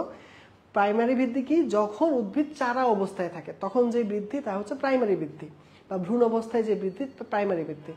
আর উদ্ভিদ ধরো এখন পুরোপুরি একটা বড় গাছ, সুবিশাল গাছ হয়ে গেছে, এরপরও দেখবা যে উদ্ভিদে যদি কোনো কারণে আঘাতপ্রাপ্ত হয় সেই যা স্থানে ওই জায়গাটাকে ক্ষতিপূরণ করার জন্য আবারও বৃদ্ধি হবে, ওই বৃদ্ধিটা হচ্ছে সেকেন্ডারি বৃদ্ধি। এই সেকেন্ডারি বৃদ্ধির সময় মাঝে মধ্যে একটা বিশেষ টিস্যু আছে যাকে আমরা বলি কক টিস্যু, এই টিস্যুগুলো ফেটে যায়। ফেটে গেলে কি হবে, ধরো এটা গাছের এই অংশটা, এই জায়গায় সেকেন্ডারি বৃদ্ধি হচ্ছে, এই জায়গাটা ফেটে গেছে, ফেটে গেলে এখানে একটা ফাঁকা জায়গা তৈরি হবে এবং এই ফাঁকা জায়গা দিয়ে কি হবে, কন্টিনিউয়াস 24 ঘন্টা পানি বের হতে থাকবে। ঠিক আছে না, ফাঁকা জায়গা দিয়ে কন্টিনিউয়াস 24 ঘন্টা পানি বের, এটা হচ্ছে লেন্টিকুলার প্রশোধন। আশা করি জিনিসগুলো ক্লিয়ার হয়েছে। তো চলো জিনিসগুলো দাগাই দিই ভাইয়া। পত্ররন্ধ্রীয় প্রশোধন, এটা পাতার পত্ররন্ধ্রের মাধ্যমে হয়। এখানে পড়বা এটা হচ্ছে পাতা, পাতাই হচ্ছে প্রশোধনের প্রধান অঙ্গ। তবে পত্ররন্ধ্র কোথায় কোথায় থাকে এটা পড়বা। ফুলের বৃতি, পাপড়িতেও কিন্তু পত্ররন্ধ্র থাকে, শুধু যে পাতায় থাকে তা না, ফুলের বৃতিতে থাকে, পাপড়িতে থাকে। আচ্ছা, আর শতকরা 95 থেকে 98% প্রশোধন সাধারণত পত্ররন্ধ্রীয় প্রশোধনই হয়, মানে ম্যাক্সিমাম আসলে কোনটা হয়, এই পত্ররন্ধ্রীয়টা হয়। তারপরে আসো কিউটিকুলার প্রশোধন। এই যে দেখো লেন্টিসেল, যে ভাইয়া দেখাইছিলাম যে স্থানে স্থানে ফেটে গেছে, দেখো ফেটে গেছে ফেটে গেছে ফেটে গেছে, যেগুলো দিয়ে পানি বেরোচ্ছে। এই যে কিউটিকুলার প্রশোধন, এই যে উপরের যে মোম জাতীয় পদার্থটা এর মাঝখান দিয়ে প্রশোধনটা হচ্ছে। আচ্ছা, পত্ররন্ধ্রীয় প্রশোধন যেটা বললাম, ওকে। এখন আসলে কিউটিকুলার প্রশোধন। কিউটিকুলার প্রশোধনে দাগাবা যে উদ্ভিদের বাইরের ত্বকে অভেদ্য রাসায়নিক পদার্থের স্তর থাকে যাকে বলে কিউটিকল, এবং কিউটিন একটা স্নেহ জাতীয় পদার্থ, এটা মনে রাখবা। আচ্ছা, এবং মনে রাখবা যে এই প্রশোধন মাত্র 2 থেকে 5% প্রশোধন হয়। কত পার্সেন্ট? 2 থেকে 5% প্রশোধন হয়, বেশি বেশি পড়ার দরকার নেই। নিচের দিকে চলে আসো, লেন্টিকুলার প্রশোধন। এই যে দাগাও, এই লাইনটা দাগাবা। সেকেন্ডারি বৃদ্ধির কারণে কক টিস্যু ফেটে যায়, যার কারণে লেন্টিসেল তৈরি হয়, এর মাধ্যমে যে প্রশোধন হয় তাকে বলা হয় লেন্টিকুলার প্রশোধন। আর এটা তো বলছি যে এটা যেহেতু ফাটা জায়গা সব সময় চলতে থাকবে, এই লাইনটা পরীক্ষায় আসে, দিবারাত্রি সমানভাবে চলে। মনে রাখবা পত্ররন্ধ্রীয় প্রশোধন সাধারণত দিনের বেলা চলে, মানে পত্ররন্ধ্র সাধারণত দিনের বেলায় খোলা থাকে, রাতের বেলায় বন্ধ থাকে। ঠিক আছে, কিন্তু এই লেন্টিকুলার এটা 24 ঘন্টা চলতে থাকে, দিবারাত্রি চলতে থাকে। এটার মাধ্যমে মাত্র 1% প্রশোধন হয়। কত পার্সেন্ট? 1% প্রশোধন হয়। ওকে, তাহলে সবগুলোর পার্সেন্টেজ এবং কি কি পড়তে হবে ভাইয়া বলে দিছি। ওকে, তাহলে দেখো এখানে সবকিছু গেলে আমরা বুঝে গেছি অলরেডি। এবার আসো পত্ররন্ধ্র, মেইনটা পড়া শুরু করি। পত্ররন্ধ্র থেকে যেটা পড়বা, পত্ররন্ধ্র হচ্ছে একটা বিশেষ রন্ধ্র যেটা পাতার মধ্যে থাকে। প্রথমে সংখ্যাটা পড়বা, প্রত্যেক বর্গ সেন্টিমিটার এলাকায় 1000 থেকে 60,000 পত্ররন্ধ্র থাকতে পারে। কত? 1000 থেকে 60,000 পত্ররন্ধ্র থাকতে পারে। পত্ররন্ধ্রের গঠনটা একটু খেয়াল করো। গঠনে প্রথমত যে জিনিসটা থাকে সেটাকে আমরা বলি রক্ষী কোষ। কয়টা থাকে? দুইটা অর্ধচন্দ্রাকৃতি রক্ষী কোষ থাকে। আর রক্ষী কোষকে ঘিরে কিছু বড় বড় কোষ থাকে, এদেরকে বলা হবে সহকারী কোষ। তাহলে আবারও বলি, একটা পত্ররন্ধ্রে কি কি থাকে? দুইটা জিনিস থাকে। একটা হচ্ছে দুইটা অর্ধচন্দ্রাকৃতি রক্ষী কোষ, আর একে ঘিরে থাকে কি? অনেকগুলো বড় বড় ভিন্ন ভিন্ন আকার আকৃতির কোষ, যাকে আমরা বলবো সহকারী কোষ। ঠিক আছে? আর রক্ষী কোষের ভিতরে কি থাকে? নিউক্লিয়াস থাকে, ক্লোরোপ্লাস্ট থাকে, সাইটোপ্লাজম থাকে। সহজ কথা, যে কোনো কোষের ভিতরে কি থাকে? নিউক্লিয়াস, ক্লোরোপ্লাস্ট, সাইটোপ্লাজম থাকে। ঠিক আছে? আচ্ছা, এখান থেকে যেটা দেখাবা, সাধারণত পত্ররন্ধ্র দিনের বেলায় 10টা থেকে 11টা এবং বিকাল 2টা থেকে 3টায় সম্পূর্ণ খোলা থাকে, বাকি সময় আংশিক খোলা থাকে, আর রাতের বেলা বন্ধ থাকে। ব্যতিক্রম একটা আছে, যেটা রাতের বেলায় ফেসবুক চালায়, মানে রাতের বেলায় খোলা থাকে, সেটার নাম হচ্ছে পাথরকুচি। আমাদের মধ্যে অনেকে আছে না, যে দিনের বেলায় জেগে থাকবে না, দিনের বেলায় ঘুমাবে, রাতের বেলায় ফেসবুক চালাবে। ঠিক আছে? এইটা হচ্ছে পাথরকুচি। ওকে, তাহলে মনে রাখবা। ওকে, আচ্ছা চলে আসি নেক্সটে। এবার দেখো, এটা আনসার করার চেষ্টা করো। মেডিকেল কলেজ ভর্তি পরীক্ষা 2013-14 কোয়েশ্চেন। পত্ররন্ধ্রের কাজ 9 কোনটা? সালোক সংশ্লেষণের সময় কার্বন ডাইঅক্সাইড অক্সিজেন প্রবেশ করানো, শ্বসনের সময় অক্সিজেন প্রবেশ করানো, পানি সঞ্চয়ে সহায়তা করা, রক্ষী কোষ খাদ্য প্রস্তুত করে এবং পত্ররন্ধ্র খোলা বন্ধ হওয়া নিয়ন্ত্রণ করে। চিন্তা করে বলো তো, আমি কি কোনো আমি তো শুধু পানি বের করার কথা বলছি। আচ্ছা, আর একটা ছিদ্র দিয়ে অবশ্যই বাতাস আসা যাওয়া করতে পারবে।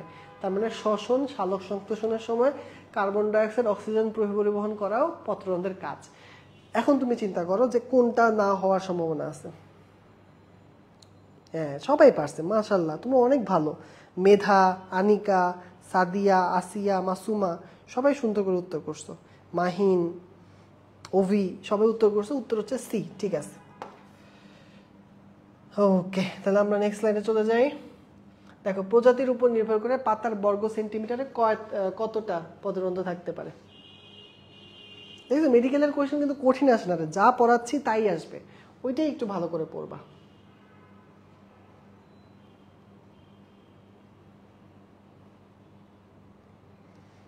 সবাই উত্তর দিয়েছে, উত্তর হচ্ছে সি। হ্যাঁ, 1000 থেকে 60,000। ওকে, এবার আসি মেইন জিনিসটা। পত্ররন্ধ্র যে টপিকটা তোমাদের রিটেনে আসবে এবং যেটা তোমাদের জন্য খুব ইম্পর্টেন্ট, সেটা হচ্ছে পত্ররন্ধ্র খোলা বন্ধ হওয়ার কৌশল। দুইটা ভাগে ভাগ করে পড়াবো। ভাইয়া যেভাবে ভাগ করে পড়াবো, সামনের 10 মিনিট, এখন ক্লাসের যে 10 মিনিট পড়াবো, এই 10 মিনিট 100% মনোযোগ দাও। ক্লাস বেশি সময় নিব না, আর মাত্র 15 থেকে 20 মিনিটের ক্লাস। 10 মিনিট জাস্ট ভাইয়াকে একটু মনোযোগ দাও, তাইলে একদম 100% ক্লিয়ার হয়ে যাবা এবং রিটেনে লিখতে পারবা। তো ফার্স্টে আমরা MCQ গুলো পড়ে ফেলি, তারপর আমি রিটেন জিনিসগুলো পড়াচ্ছি। চলো। পত্ররন্ধ্র খোলা বা বন্ধ হওয়া এটা ডিপেন্ড করে কার উপরে? রক্ষী কোষের উপরে। কার উপরে? রক্ষী কোষের উপরে। রক্ষী কোষ মনে রাখবে একটা বেলুনের মতো। কি বলছি ভাইয়া? এটা কিসের মতো? বেলুনের মতো। এটা দুইটা ঘটনা হয়, এটা একবার ফুলে, আবার এটা চুপসায়া যায়। ঠিক আছে? এটা যখন ফুলে যায়, দেখো, এটা যখন ফুলে যায় তখন এটা একটু বেঁকে যায়, এরকম করে বেঁকে যায়। যখন এটা ফুলে যায় তখন মাঝখানের ছিদ্রটা খুলে যায়। ঠিক আছে? আবার এটা যখন চুপসায়া যায়, যে দেখো এরকম করে চুপসায়া যায়, যখন চুপসায়া যায় তখন কি হয়? ভেতরের মাঝখানের ছিদ্রটা বন্ধ হয়ে যায়। তাহলে কি বলছি? যখন এটা ফুলে বা স্ফীত হয় তখন পত্ররন্ধ্র খুলে। ঠিক আছে? আর যখন এটা তোমার চুপসায়া যায় তখন এটা বন্ধ হয়ে যায়। ঠিক আছে? তাহলে মনে রাখবা, রক্ষী কোষের স্ফীতি এবং শিথিল অবস্থা খোলা বন্ধ হওয়াকে নিয়ন্ত্রণ করে। ঠিক আছে? আচ্ছা, নিচের দিকে আসো, এখানে আসো। এখন আমরা 4টা মতবাদ পড়বো, যেটা MCQর জন্য ভেরি ভেরি ইম্পর্টেন্ট। মনে রাখবা মতবাদ 4টা কি কি? নাম, বিজ্ঞানীগুলোর নাম আগে মুখস্থ করে। প্রথম যে বিজ্ঞানীটা, সে তাজমহলের ছোট ভাই। কার ভাই? তাজমহলের ভাই। তার নাম হচ্ছে ভনমহল। কি নাম? ভনমহল। তাহলে বলো, প্রথম মতবাদ যে দিছে তার নাম হচ্ছে তাজমহলের ছোট ভাই। নাম তার ভনমহল। আচ্ছা, দ্বিতীয় বিজ্ঞানীর নাম হচ্ছে লয়েড, তৃতীয় হচ্ছে সাইরি, চতুর্থ হচ্ছে ইমামুরা। চারটাকে একসাথে কিভাবে মনে রাখতে পারো, তাজমহল শাহজাহান তৈরি করছে, কার জন্য? মমতাজের জন্য। তাহলে তাজমহল শাহজাহান তৈরি করছে মমতাজের জন্য। তো এখনকার যুগে তো আর তাজমহল বানানোর মতো কারো সামর্থ্য নেই, আমরা যে মহল বানাইছি সেটার নাম দিচ্ছি ভনমহল। আচ্ছা, তো ভনমহলে আমরা একটা নতুন কবিকে তোমার অ্যাপয়েন্টমেন্ট দিছি, মানে সে কবি, সে কবিতা পড়বে। এখন পাকিস্তানে এই কবিতাগুলোকে ওরা বলে শায়েরি। কি বলে? শায়েরি বলে না, যে শায়েরি করো না, একটা শায়েরি। তো এই শায়েরি করে এই কবিতা। তাহলে মনে রাখবা, যাকে আমরা অ্যাপয়েন্টমেন্ট দিছি সে লোকের নাম হচ্ছে লয়েড। কি নাম? লয়েড। তাহলে আমার ভনমহলে আমি লয়েডকে অ্যাপয়েন্টমেন্ট দিছি শায়েরি করার জন্য। আচ্ছা, এখন সে এত সুন্দর শায়েরি করে যে মানুষ তাকে একটা উপাধি দিছে, সে হচ্ছে ওখানকার ইমাম। এই জন্য আরেকটা লোকের নাম হচ্ছে ইমামুরা। দেখো, চারটা নাম মনে হয়ে গেছে সবার, ভনমহল, লয়েড, শায়েরি আর ইমামুরা। ঠিক আছে, তাহলে এই নামগুলো মনে করো। এবার কাজ কি?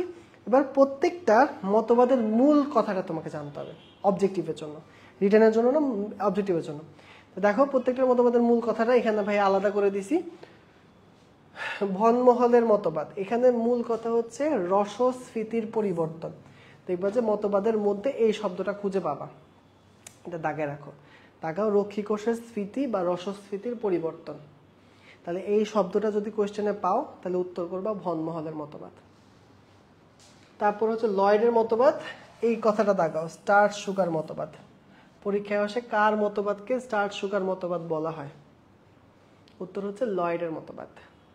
তারপর সাইরির মতবাদ, মনে রাখবা যে সে দায়ী করছে পিএইচকে দায়ী করছে, এবং তার মতবাদের মূল কথা হচ্ছে শ্বেতসার চিনির আন্তঃপরিবর্তন। আচ্ছা, এখন দেখো সাইরির মতবাদ তো পিএইচ কথাটা বলছি, এখন পিএইচ এর কাহিনী আছে দুইটা।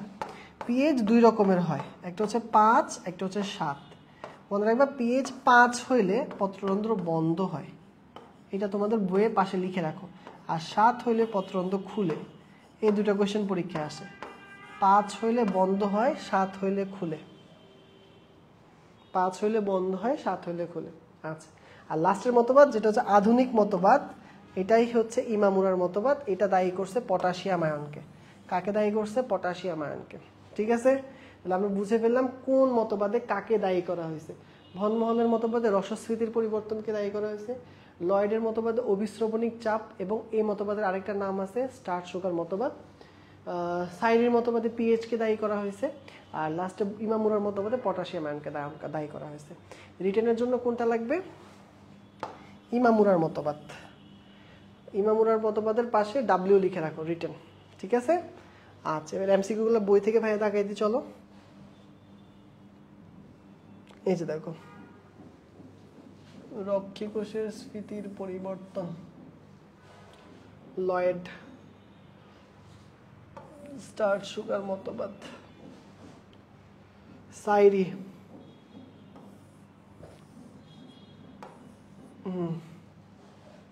ঠিক আছে। এই তিনটা জিনিস দাগাও এখান থেকে।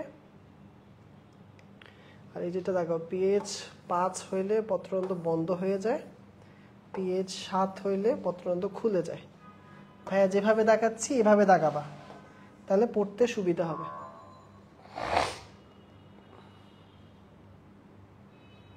ওকে, এবার আসি রিটেনের জন্য যেটা লাগবে। রিটেনের জন্য যেটা লাগবে সেটার নাম হচ্ছে ইমামুরার মতবাদ। চলো, রিটেনে সবচেয়ে বেশি আসে কোনটা? ইমামুরার মতবাদ। আমরা এখন ইমামুরার মতবাদটা বুঝে বুঝে পড়বো। আচ্ছা, এ পর্যন্ত যে এমসিকিউ গুলো বললাম এগুলো ক্লিয়ার হয়েছে কিনা ভাইকে একটু জানাও যে ভাইয়া ক্লিয়ার কিনা। হ্যাঁ, কোয়েশ্চেন থাকলে কোয়েশ্চেন করো। মাসুমা বলতেছে একটা কোয়েশ্চেন ছিল, কোয়েশ্চেন থাকলে কোয়েশ্চেন করো, সমস্যা নেই।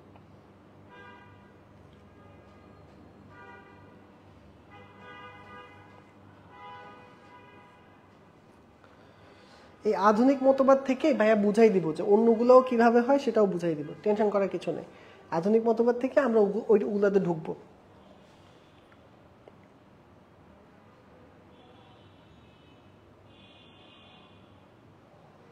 আচ্ছা, মনে হয় ক্লিয়ার আছে। ওকে, ঠিক আছে। অভিস্রবণিক চাপ কি মাসুমা জিজ্ঞেস করছে। অভিস্রবণিক চাপ হচ্ছে, অভিস্রবণটা একটু পরেই পড়াবো অবশ্য। অভিস্রবণ হচ্ছে যখন উচ্চ ঘনত্ব থেকে নিম্ন ঘনত্বের দিকে অভিস্রবণ জিনিসটা হইতে থাকে। অভিস্রবণ মানে একটা ঝিল্লির মাঝখান দিয়ে তরলের গমন। তো এটা যখন হইতে থাকে তখন ওই ঝিল্লির উপরে একটা চাপ সৃষ্টি করে, সেটাকে অভিস্রবণিক চাপ বলা হয়। বুঝছো ব্যাপারটা? আচ্ছা, আমরা এখন ওইটা একটু পরে আমরা ডিটেলসে যাব, আমরা এখন এটা শেষ করি আগে। তাহলে আসো, প্রথম যেটা বলতেছিলাম সেটা হচ্ছে প্রোটন প্রবাহ মতবাদ, বা যেটাকে আমরা বলবো আধুনিক মতবাদ। ওকে ওকে, যেটা করবো সেটা হচ্ছে প্রথমত একটা ঘটনা বুঝো আগে। ঘটনা হচ্ছে এই যে ধরো পত্ররন্ধ্রগুলোর যে রক্ষীকোষের গায়ে একটা বিশেষ ধরনের কোষ থাকে। এই কোষটার নাম তুমি প্রথমে মুখস্থ করো, নাম হচ্ছে রিসেপ্টর কোষ। এখন এই রিসেপ্টর কোষগুলো একটা বিশেষ ধরনের জিনিসের প্রতি সংবেদনশীল, সেটা হচ্ছে আলো। এখন আলো তো সব আলো আছে, আমরা তো জানি যে সূর্যের আলোর মধ্যে 7টা বর্ণ থাকে, বেনি, আস, হ, কলা, আমরা পরিচিত। তো সে সব আলোকে গ্রহণ করে না, সে একটা নির্দিষ্ট আলোর প্রতি সংবেদনশীল। সে আলোটা হচ্ছে নীল কালারের আলো। তাহলে আমি ঘটনাটা বলি। দিনের বেলা নীল কালারের আলো পাতার উপরে পড়ছে। পাতার উপরে পড়ার কারণে রক্ষী কোষের যে রিসেপ্টর কোষগুলো সেগুলো উদ্দীপ্ত হয়ে যায়। বলো কি বলছি? রিসেপ্টর কোষগুলো উদ্দীপ্ত হয়ে যায়। এখন দেখো, রিসেপ্টর কোষ যখন উদ্দীপ্ত হয়ে যায়, রিসেপ্টর কোষগুলো একটা ঘটনা ঘটায়। সেই ঘটনা হচ্ছে সে কোষের ভেতরে আয়ন প্রবেশ করায়। কোন আয়ন? পটাশিয়াম আয়ন প্রবেশ করে। কিভাবে প্রবেশ করে? একগুলা বিশেষ বাহক থাকে, প্রোটিন বাহক। সেই প্রোটিন বাহকগুলোকে ওপেন করে দেয়, মানে বাহক এক ধরনের দরজার মতো, চ্যানেল। এটা দরজাটাকে খুলে দেয়। খুলে দিলে কোষের বাইরে থেকে পটাশিয়াম আয়ন কোষের ভেতরে প্রবেশ করতে থাকে। তাহলে আবারও বুঝি, দিনের বেলায় সূর্যের নীল আলো পাতার উপরে পড়ে, পত্ররন্ধ্রের রক্ষী কোষের রিসেপ্টরগুলো উদ্দীপ্ত হয়। উদ্দীপ্ত হলে বাহক চ্যানেলগুলো খুলে যায়। চ্যানেলগুলো খুলে গেলে কোষের বাইরে থেকে পটাশিয়াম আয়ন কোষের ভেতরে প্রবেশ করে। এখন পটাশিয়াম আয়নের একটা বৈশিষ্ট্য হচ্ছে সে কোনো স্থানে একা একা যাবে না। পটাশিয়াম যখন যাবে, পটাশিয়াম হচ্ছে মন্ত্রী টাইপের। সে যেখানে যাবে পিছনে তার চেলাপেলা যাবে। ওর চেলাপেলার নাম হচ্ছে পানি। তো পটাশিয়াম যেখানে যাবে পিছনে পিছনে পানিও ওখানে প্রবেশ করবে। কোষের ভিতরে এখন কি কি ঢুকলো? পটাশিয়াম ঢুকলো, পানি ঢুকলো, যার কারণে রক্ষী কোষটা ফুলে যাবে, স্ফীত হয়ে যাবে। এবং আমরা জানি রক্ষী কোষ স্ফীত হয়ে গেলে পত্ররন্ধ্র কি হয়ে যায়? খুলে যায়। এভাবে পত্ররন্ধ্র খুলে যায়। ঠিক আছে, এবার আমরা বই থেকে জিনিসটাকে বুঝি। চলো, ইমামুরা রক্ষী কোষ বন্ধ খোলা হওয়ার জন্য পটাশিয়াম আয়নকে দায়ী করছে। সকালবেলা, দিনের বেলা সূর্যের আলোর নীল অংশের কারণে রিসেপ্টর কোষগুলো উদ্দীপ্ত হয়, যার ফলে সক্রিয়ভাবে কোষের ভিতরে পটাশিয়াম আয়ন প্রবেশ করে। পটাশিয়াম আয়ন যখন প্রবেশ করে তখন কোষের ভিতরে কি বেড়ে গেল? বুঝো, পানি তো আগের মতোই আছে, কিন্তু লবণের পরিমাণটা বেড়ে গেছে। তাহলে ঘনত্ব কি বাড়বে নাকি বাড়বে না? 1 গ্লাস পানি নিলাম, পানির মধ্যে আমি চিনি গুলে দিলাম, তাহলে ওই পানিটার ঘনত্ব বাড়বে নাকি বাড়বে না? বাড়বে। তো ওরকম বাইরে থেকে পটাশিয়াম যখন ঢুকলো তখন দ্রবের ঘনত্ব বৃদ্ধি পাইল, এবং এই ঘনত্বটাকে ঠিক করার জন্য বাইরে থেকে পানি কোষের ভিতরে প্রবেশ করলো, অভিস্রবণ প্রক্রিয়াতে প্রবেশ করলো, যার কারণে রক্ষী কোষটা স্ফীত হয়ে গেল এবং পত্ররন্ধ্রটা খুলে গেল। এইটুকু ক্লিয়ার হয়েছে মনে হয় আমার। ঠিক আছে, অন্ধকারে এটার অপোজিট ঘটনা ঘটে। অন্ধকারে অপোজিট ঘটনা ঘটে।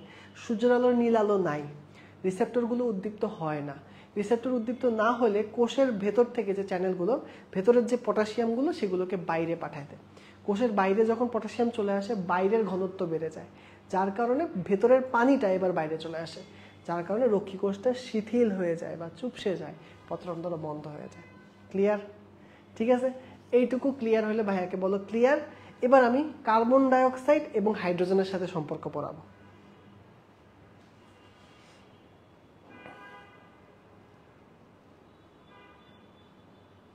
উদ্দীপ্তটা কি? আচ্ছা, উদ্দীপ্ত মানে অ্যাক্টিভ হওয়া, সক্রিয় হওয়া। ঠিক আছে, উদ্দীপ্ত মানে অ্যাক্টিভ হওয়া বা সক্রিয় হওয়া।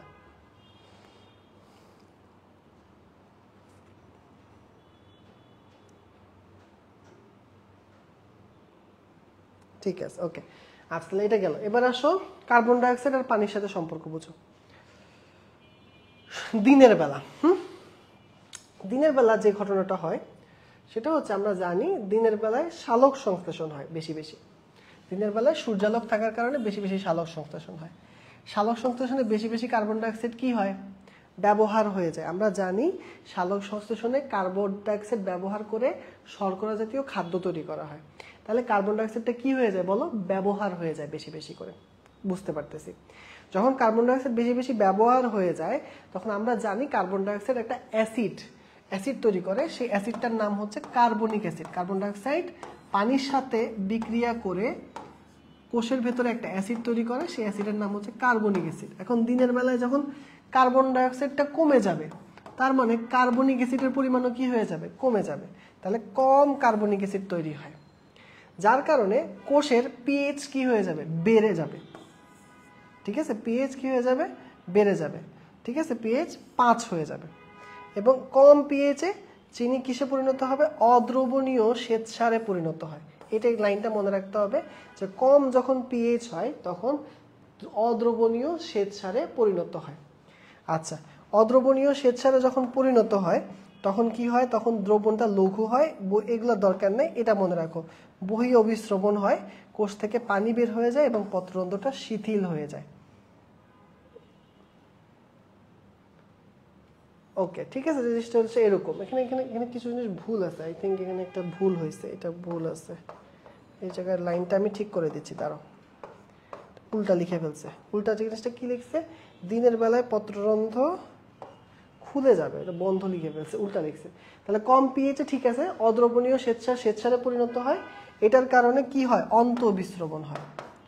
অন্তঃবিস্রবণ হয়, এই জিনিসটা ঠিক হবে, অন্তঃবিস্রবণ হয়। আর অন্তঃবিস্রবণ হইলে আমরা জানি কি হয় বলো, অন্তঃবিস্রবণ হইলে পত্ররন্ধ্র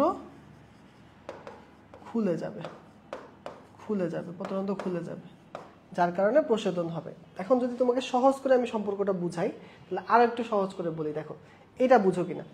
কার্বন ডাইঅক্সাইড এটা একটা অ্যাসিড, মুখস্থ রাখো, কার্বন ডাইঅক্সাইড একটা অ্যাসিড।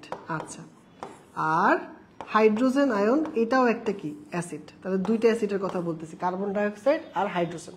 কার্বন ডাইঅক্সাইড অ্যাসিড কেন, কারণ এটা কার্বনিক অ্যাসিড তৈরি করে। আচ্ছা, বুঝি। আর হাইড্রোজেন একটা অ্যাসিড কেন, কারণ এটা তো সাধারণত মাইনাস লগ H+ এর ঘনমাত্রা, তাহলে এটাও একটা অ্যাসিডিক কম্পাউন্ড। এখন আমরা পড়ছি সাইরির মতবাদ। পিএইচ এর কয়টা ঘটনা ঘটতে পারে, পিএইচ 5 হইতে পারে, পিএইচ 7 হইতে পারে। আচ্ছা, আমরা জানি অ্যাসিডিক যদি বেশি হয়, কি বলছি, অ্যাসিডিক যদি বেশি হয় তাহলে পিএইচটা কমে যায়। তাহলে পিএইচ কত হয়, 5 হয়। ঠিক আছে, তাহলে মনে রাখবো যখন অ্যাসিডের পরিমাণটা বেড়ে যাবে তখন পিএইচ কত হবে, 5 হবে। পিএইচ 5 হলে পত্ররন্ধ্র কি হয়ে যাবে, পিএইচ 5 হলে পত্ররন্ধ্র বন্ধ হয়ে যাবে।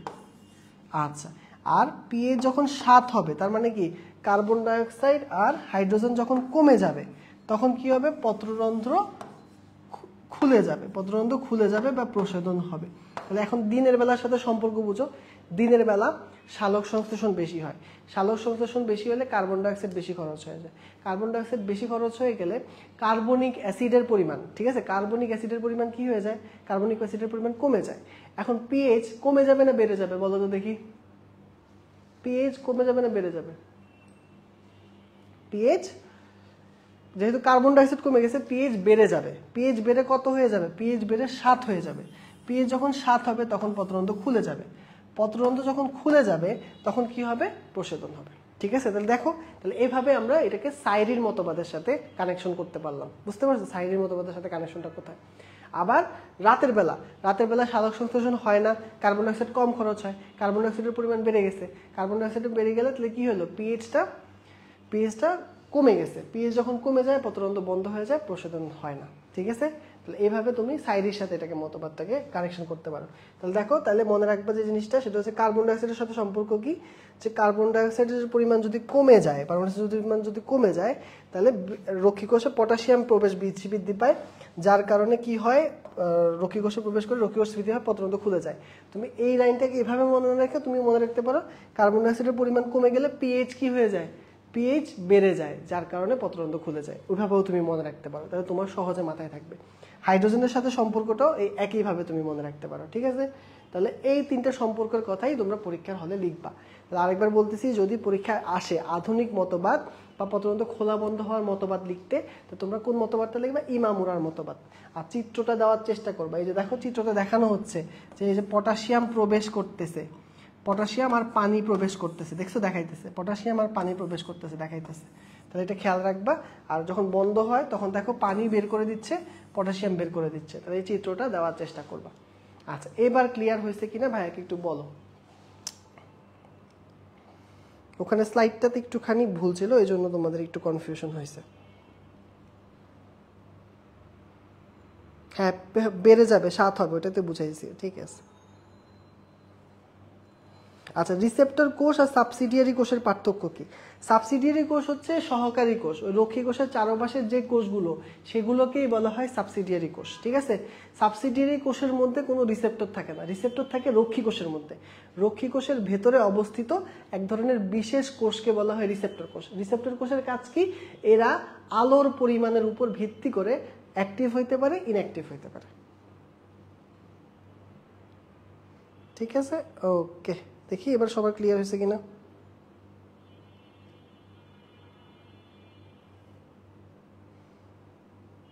ওকে, ক্লিয়ার, ক্রিস্টাল ক্লিয়ার। তাহলে এটা আমাদের ডান।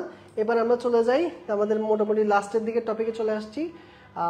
এখানে চলে আসি প্রভাবক। প্রভাবকের ক্ষেত্রে আবারও সেম কথা, এমসিকিউ জন্য পরীক্ষায় আসে, রিটেনে কখনোই আসে না। আর এমসিকিউর জন্য তোমরা কি করবা ভাইয়া শিখিয়ে দিচ্ছি অলরেডি, তোমরা সমানুপাতিক ব্যস্তানুপাতিক মনে রাখবে। এখানে দুইটা ব্যস্তানুপাতিক তোমরা দাগাও, 3 নাম্বার আর 5 নাম্বার পয়েন্ট। 3 নাম্বার আর 5 নাম্বার এই দুইটার পাশে লেখো ব্যস্তানুপাতিক। 3 আর 5-এর পাশে লেখো ব্যস্তানুপাতিক। 3 আর 5-এর পাশে লেখো ব্যস্তানুপাতিক। একটা হচ্ছে আপেক্ষিক আর্দ্রতা আর একটা হচ্ছে আবহমণ্ডলের চাপ। আচ্ছা দেখো, এখানে ভাইয়া সবগুলোকে দেখাইছি। 3 আর 5 আপেক্ষিক আর্দ্রতা আর আবহমণ্ডলের চাপের ব্যস্তানুপাতিক, আর বাকি সবগুলোর সমানুপাতিক। মানে সূর্যালোক বাড়লে বাড়বে, তাপমাত্রা বাড়লে বাড়বে, বায়ু প্রবাহ বাড়লে বাড়বে, মাটিস্থ পানি বাড়লে প্রশোধন বাড়বে। কিন্তু আর্দ্রতা, বাতাসে যদি পানির পরিমাণ আগে থেকে বেশি থাকে তাহলে প্রশোধনটা কমে যাবে। আবহমণ্ডলের চাপ, বায়ুমণ্ডলের চাপ যদি বেশি থাকে তাহলে বাতাস তো ছাড়বে না, যার কারণে প্রশোধন কমে যাবে। তাহলে এই দুটো মনে রাখবা, আপেক্ষিক আর্দ্রতা এবং আবহমণ্ডলের চাপ। ওকে, এবার আসি কিছু সংজ্ঞা পড়বো আমরা। এই সংজ্ঞাগুলো ভেরি ভেরি ইম্পর্টেন্ট। ওই যে একজন জিজ্ঞেস করতেছিল অবিশ্রবণিক চাপ কি, এইখানটাতে আমরা ওই জিনিসটাকে ক্লিয়ার আপ করবো। চলো, সেটা হচ্ছে অবিশ্রবণ কাকে বলে। অবিশ্রবণ কি? যদি একই দ্রবণের মধ্যে দ্রাবক পদার্থ বেশি ঘনত্ব থেকে কম ঘনত্বের এলাকায় যায়, একটা বৈষম্য ভেদ্য ঝিল্লি ভেদ করে। কি ভেদ করে? বৈষম্য ভেদ্য ঝিল্লি। মানে ধরো আমি একটা দ্রবণ বানাইছি, এটা একটা দ্রবণ আর এটা একটা দ্রবণ, দুইটা দ্রবণের মাঝখানে একটা পর্দা দিয়ে দিছি। এখানে দ্রবণের ঘনমাত্রা বেশি, এখানে দ্রবণের ঘনমাত্রা কম। তাহলে এখান থেকে পানি এদিকে যে গমনটা, মানে বেশি ঘনত্ব থেকে কম ঘনত্বের দিকে যে যাওয়াটা ঝিল্লিটাকে ভেদ করে, এটাকে বলা হয় অবিশ্রবণ। এই জিনিসটাই যদি ঝিল্লি ছাড়া হয়, ঝিল্লি ছাড়া মানে ঝিল্লি নেই, ঝিল্লি ছাড়া হয়, তখন সেটার নাম হচ্ছে ব্যাপন। মানে ওই যে সেন্টের বোতলের একটা এক্সাম্পল সবাই দেয়, এটা সেন্টের বোতল, ভেতরে অনেক হাই ঘনত্বের সেন্ট আছে, আমি কি করলাম আস্তে করে চাপ দিলাম, চাপ দিলে কি হলো, ভেতর থেকে যে গ্রানটা সেটা বাইরে এসে ছড়িয়ে পড়লো, বাইরে কম ঘনত্বের মধ্যে ছড়িয়ে পড়লো, এই ঘটনাটা হচ্ছে ব্যাপন। তার মানে এখানে তো কোনো ঝিল্লি কাজ করে নাই, তাহলে ঝিল্লি কাজ না করলে সেটা ব্যাপন, ঝিল্লি কাজ করলে সেটা হচ্ছে অবিশ্রবণ।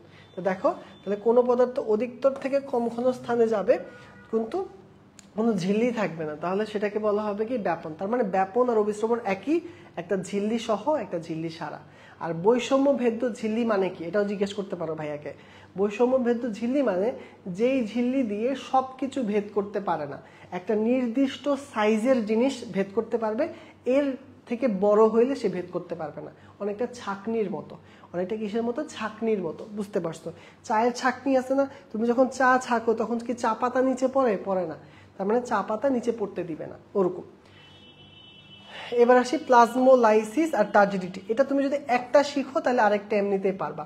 বুঝো, একটা কোষের মধ্যে যাবতীয় যত তরল থাকে এটাকে আমরা কি বলি? প্রোটোপ্লাজম। কি বলি? প্রোটোপ্লাজম। এখন লাইসিস শব্দের অর্থ কি? ভেঙে যাওয়া। এখন দেখো, প্লাজমোলাইসিস এটার পুরো অর্থটা হবে কি? প্রোটোপ্লাজমের লাইসিস। এখন চিন্তা করো, এই প্রোটোপ্লাজমের এই জায়গাটাতে আমি ভেঙে মানে কেটে দিছি বা লাইসিস করে দিছি, তাহলে কি হবে? কোষের ভেতরের তরলগুলো বাইরে চলে আসবে, কোষের ভিতরের তরলগুলো বাইরে চলে আসবে। কারণ ভেতর থেকে বাইরে যদি তরল চলে আসে, এটাকে আমরা কি বলতে পারি? অন্তঃবিশ্রবণ নাকি বহিঃবিশ্রবণ? অবশ্যই বহিঃবিশ্রবণ। তাহলে মনে রাখবো যে বহিঃবিশ্রবণের ক্ষেত্রে যে ঘটনা হয়, যেখানে কোষের ভেতর থেকে পানি বাইরে বেরো চলে আসে, সেটাকে বলা হয় প্লাজমোলাইসিস। বুঝে গেছি? আরেকবার বলি, প্লাজমোলাইসিস, লাইসিস মানে ভাঙ্গা, প্লাজমো মানে প্রোটোপ্লাজম। প্রোটোপ্লাজমের মধ্যে যদি একটা ছিদ্র হয়ে যায়, ছিদ্র দিয়ে ভেতর থেকে পানি বাইরে চলে আসে, এই ঘটনাটাকে বলা হয় প্লাজমোলাইসিস। সিম্পল। আর এটার একদম অপোজিট হচ্ছে টার্জিডিটি। টার্জিডিটি কি হয়? অন্তঃবিস্রবণ প্রক্রিয়া, এখানে কোষের ভেতরে পানি প্রবেশ করে। তাহলে ভেতরে যদি পানি প্রবেশ করে তাহলে ভেতরটা কি হয়ে যাবে? আরো ফুলে যাবে। তাহলে এটাকে বলবো টার্জিডিটি। আর টার্জিডিটির কারণে যে প্রেশারটা, মানে এইটা যখন পানি বেশি বেশি করে এটার ভিতর ঢুকবে, তখন ভেতরে কি প্রেশার বাড়তে থাকবে না, চাপ বাড়তে থাকবে না? যে প্রেশারটা অনুভূত হয় সেটাকে বলা হয় টার্গার প্রেশার। কি বলা হয়? টার্গার প্রেশার। তাহলে অন্তঃবিস্রবণের কারণে কোষের ভেতরে পানি ঢুকলে যে প্রেশারটা অনুভূত হয় বা চাপটা অনুভূত হয় তাকে বলা হয় টার্গার প্রেশার। সবশেষে আসি ইমবাইবিশন। ইমবাইবিশন হচ্ছে কলয়েড পদার্থ যারা তরল পদার্থ শোষণ করে, তাদেরকে আমরা বলি কি? ইমবাইবিশন। মানে ধরো একটা স্পঞ্জ তুমি রাখলা, স্পঞ্জ কি করবে? পানিটাকে শুষে নিয়ে নিবে। এই যে ওর যে ধর্মটা, এটাকে বলা হয় ইমবাইবিশন। তো যে সকল পদার্থ পানিকে পছন্দ করে বা পানিকে শুষে নিতে পছন্দ করে তাদেরকে আমরা বলি হাইড্রোফিলিক পদার্থ। ফিলিয়া শব্দের অর্থ হচ্ছে আকর্ষী, আর হাইড্রো মানে হচ্ছে পানি। আবারও বলি, হাইড্রো মানে পানি, ফিলিয়া মানে আকর্ষী। তাহলে একসাথে কি হবে বলো তো? হাইড্রোফিলিক পদার্থ। এই হাইড্রোফিলিক পদার্থের এক্সাম্পলগুলো তোমাকে মনে রাখতে হবে। আঠা, সেলুলোজ, স্টার্চ, প্রোটিন, জিলাটিন। আমরা মনে রাখতাম একটা ছোট্ট লাইন দিয়ে, মনে রাখবা আসলটিন। কি মনে রাখবা? আসলটিন। দেখো কি, আ দিয়ে আঠা, সল দিয়ে স্টার্চ এবং সেলুলোজ, আর টিন দিয়ে দুইটা টিন, প্রোটিন আর জিলাটিন। তাহলে কি মনে রাখবা? আসলটিন। তাহলে বইয়ের মধ্যে লিখে রাখো আসলটিন। ঠিক আছে? হয়ে গেল। তাহলে আশা করি এই সংজ্ঞাগুলোও তোমরা ইনশাল্লাহ পরীক্ষায় পারবা। এখন লাস্ট যেটা ভাইয়া দেখাবো সেটা হচ্ছে সৃজনশীলের জন্য কি কি প্রয়োজন। আচ্ছা, কোয়েশ্চেনগুলো দেখাচ্ছি ভাইয়া, তারাও আগে সৃজনশীলের টপিকগুলো একটু দেখাইনি। সৃজনশীলের জন্য এখানকার সবচেয়ে ইম্পর্টেন্ট টপিক হচ্ছে সক্রিয় নিষ্ক্রিয় পরিশোষণ কাকে বলে, এদের পার্থক্য আমরা পারবো। সক্রিয় শোষণের আধুনিক মতবাদ শিখছিলাম, প্রোটন এনায়ন কোট্রান্সপোর্ট মতবাদ, প্রশোধনের প্রকারভেদ এবং এটার আধুনিক মতবাদ। আধুনিক মতবাদ কোনটা? ওই যে ইমামুরার মতবাদ। আর সংজ্ঞা হচ্ছে অভিস্রবণ, ব্যাপন, প্লাজমোলাইসিস এবং ইমবাইবিশন। এগুলো পরীক্ষায় সবচাইতে বেশি আসে। আচ্ছা, এখন দেখি বিগত বছরের মেডিকেল কোশ্চেনটা আনসার করো। একই তাপমাত্রা এবং বায়ুমণ্ডলীয় চাপে অধিকতর ঘনস্থান থেকে কম ঘনস্থানের দিকে বিস্তার লাভের প্রক্রিয়াকে কি বলা হয়?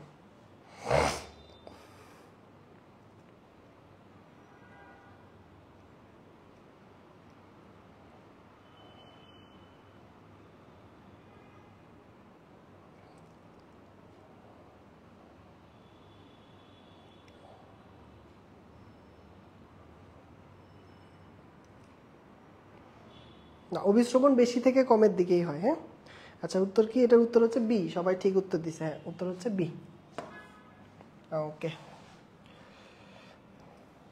তারপরে আসো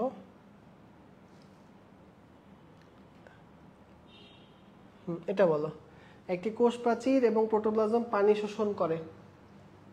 উদ্ভিদ দেহের কোষ প্রাচীর এবং প্রোটোপ্লাজম কিভাবে পানি শোষণ করে? পানি শোষণের প্রক্রিয়ার নাম বলছিলাম ভাইয়া, কি জানি?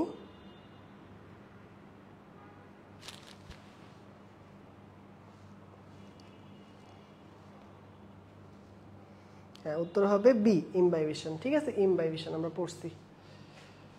ওকে, তাহলে উইথ দ্যাট আমাদের আজকের ক্লাস শেষ। সোনার বাংলাদেশ আমরা সুন্দর করে আশা করি যে সবগুলো টপিক শেষ করতে পেরেছি।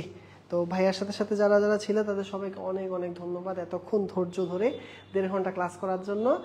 আর যদি কারো কোনো কোয়েশ্চেন থাকে তাহলে কোয়েশ্চেন বলো, কোয়েশ্চেন ক্লাসটা কেমন লাগছে আর কনসেপ্টগুলো ক্লিয়ার হয়েছে কিনা সেটাও ভাইয়াকে একটু জানাও।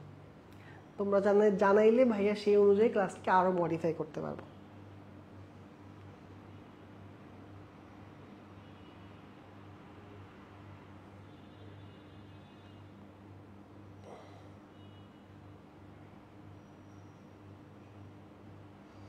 হ্যাঁ, চিনির ঘনত্ব বাড়বে।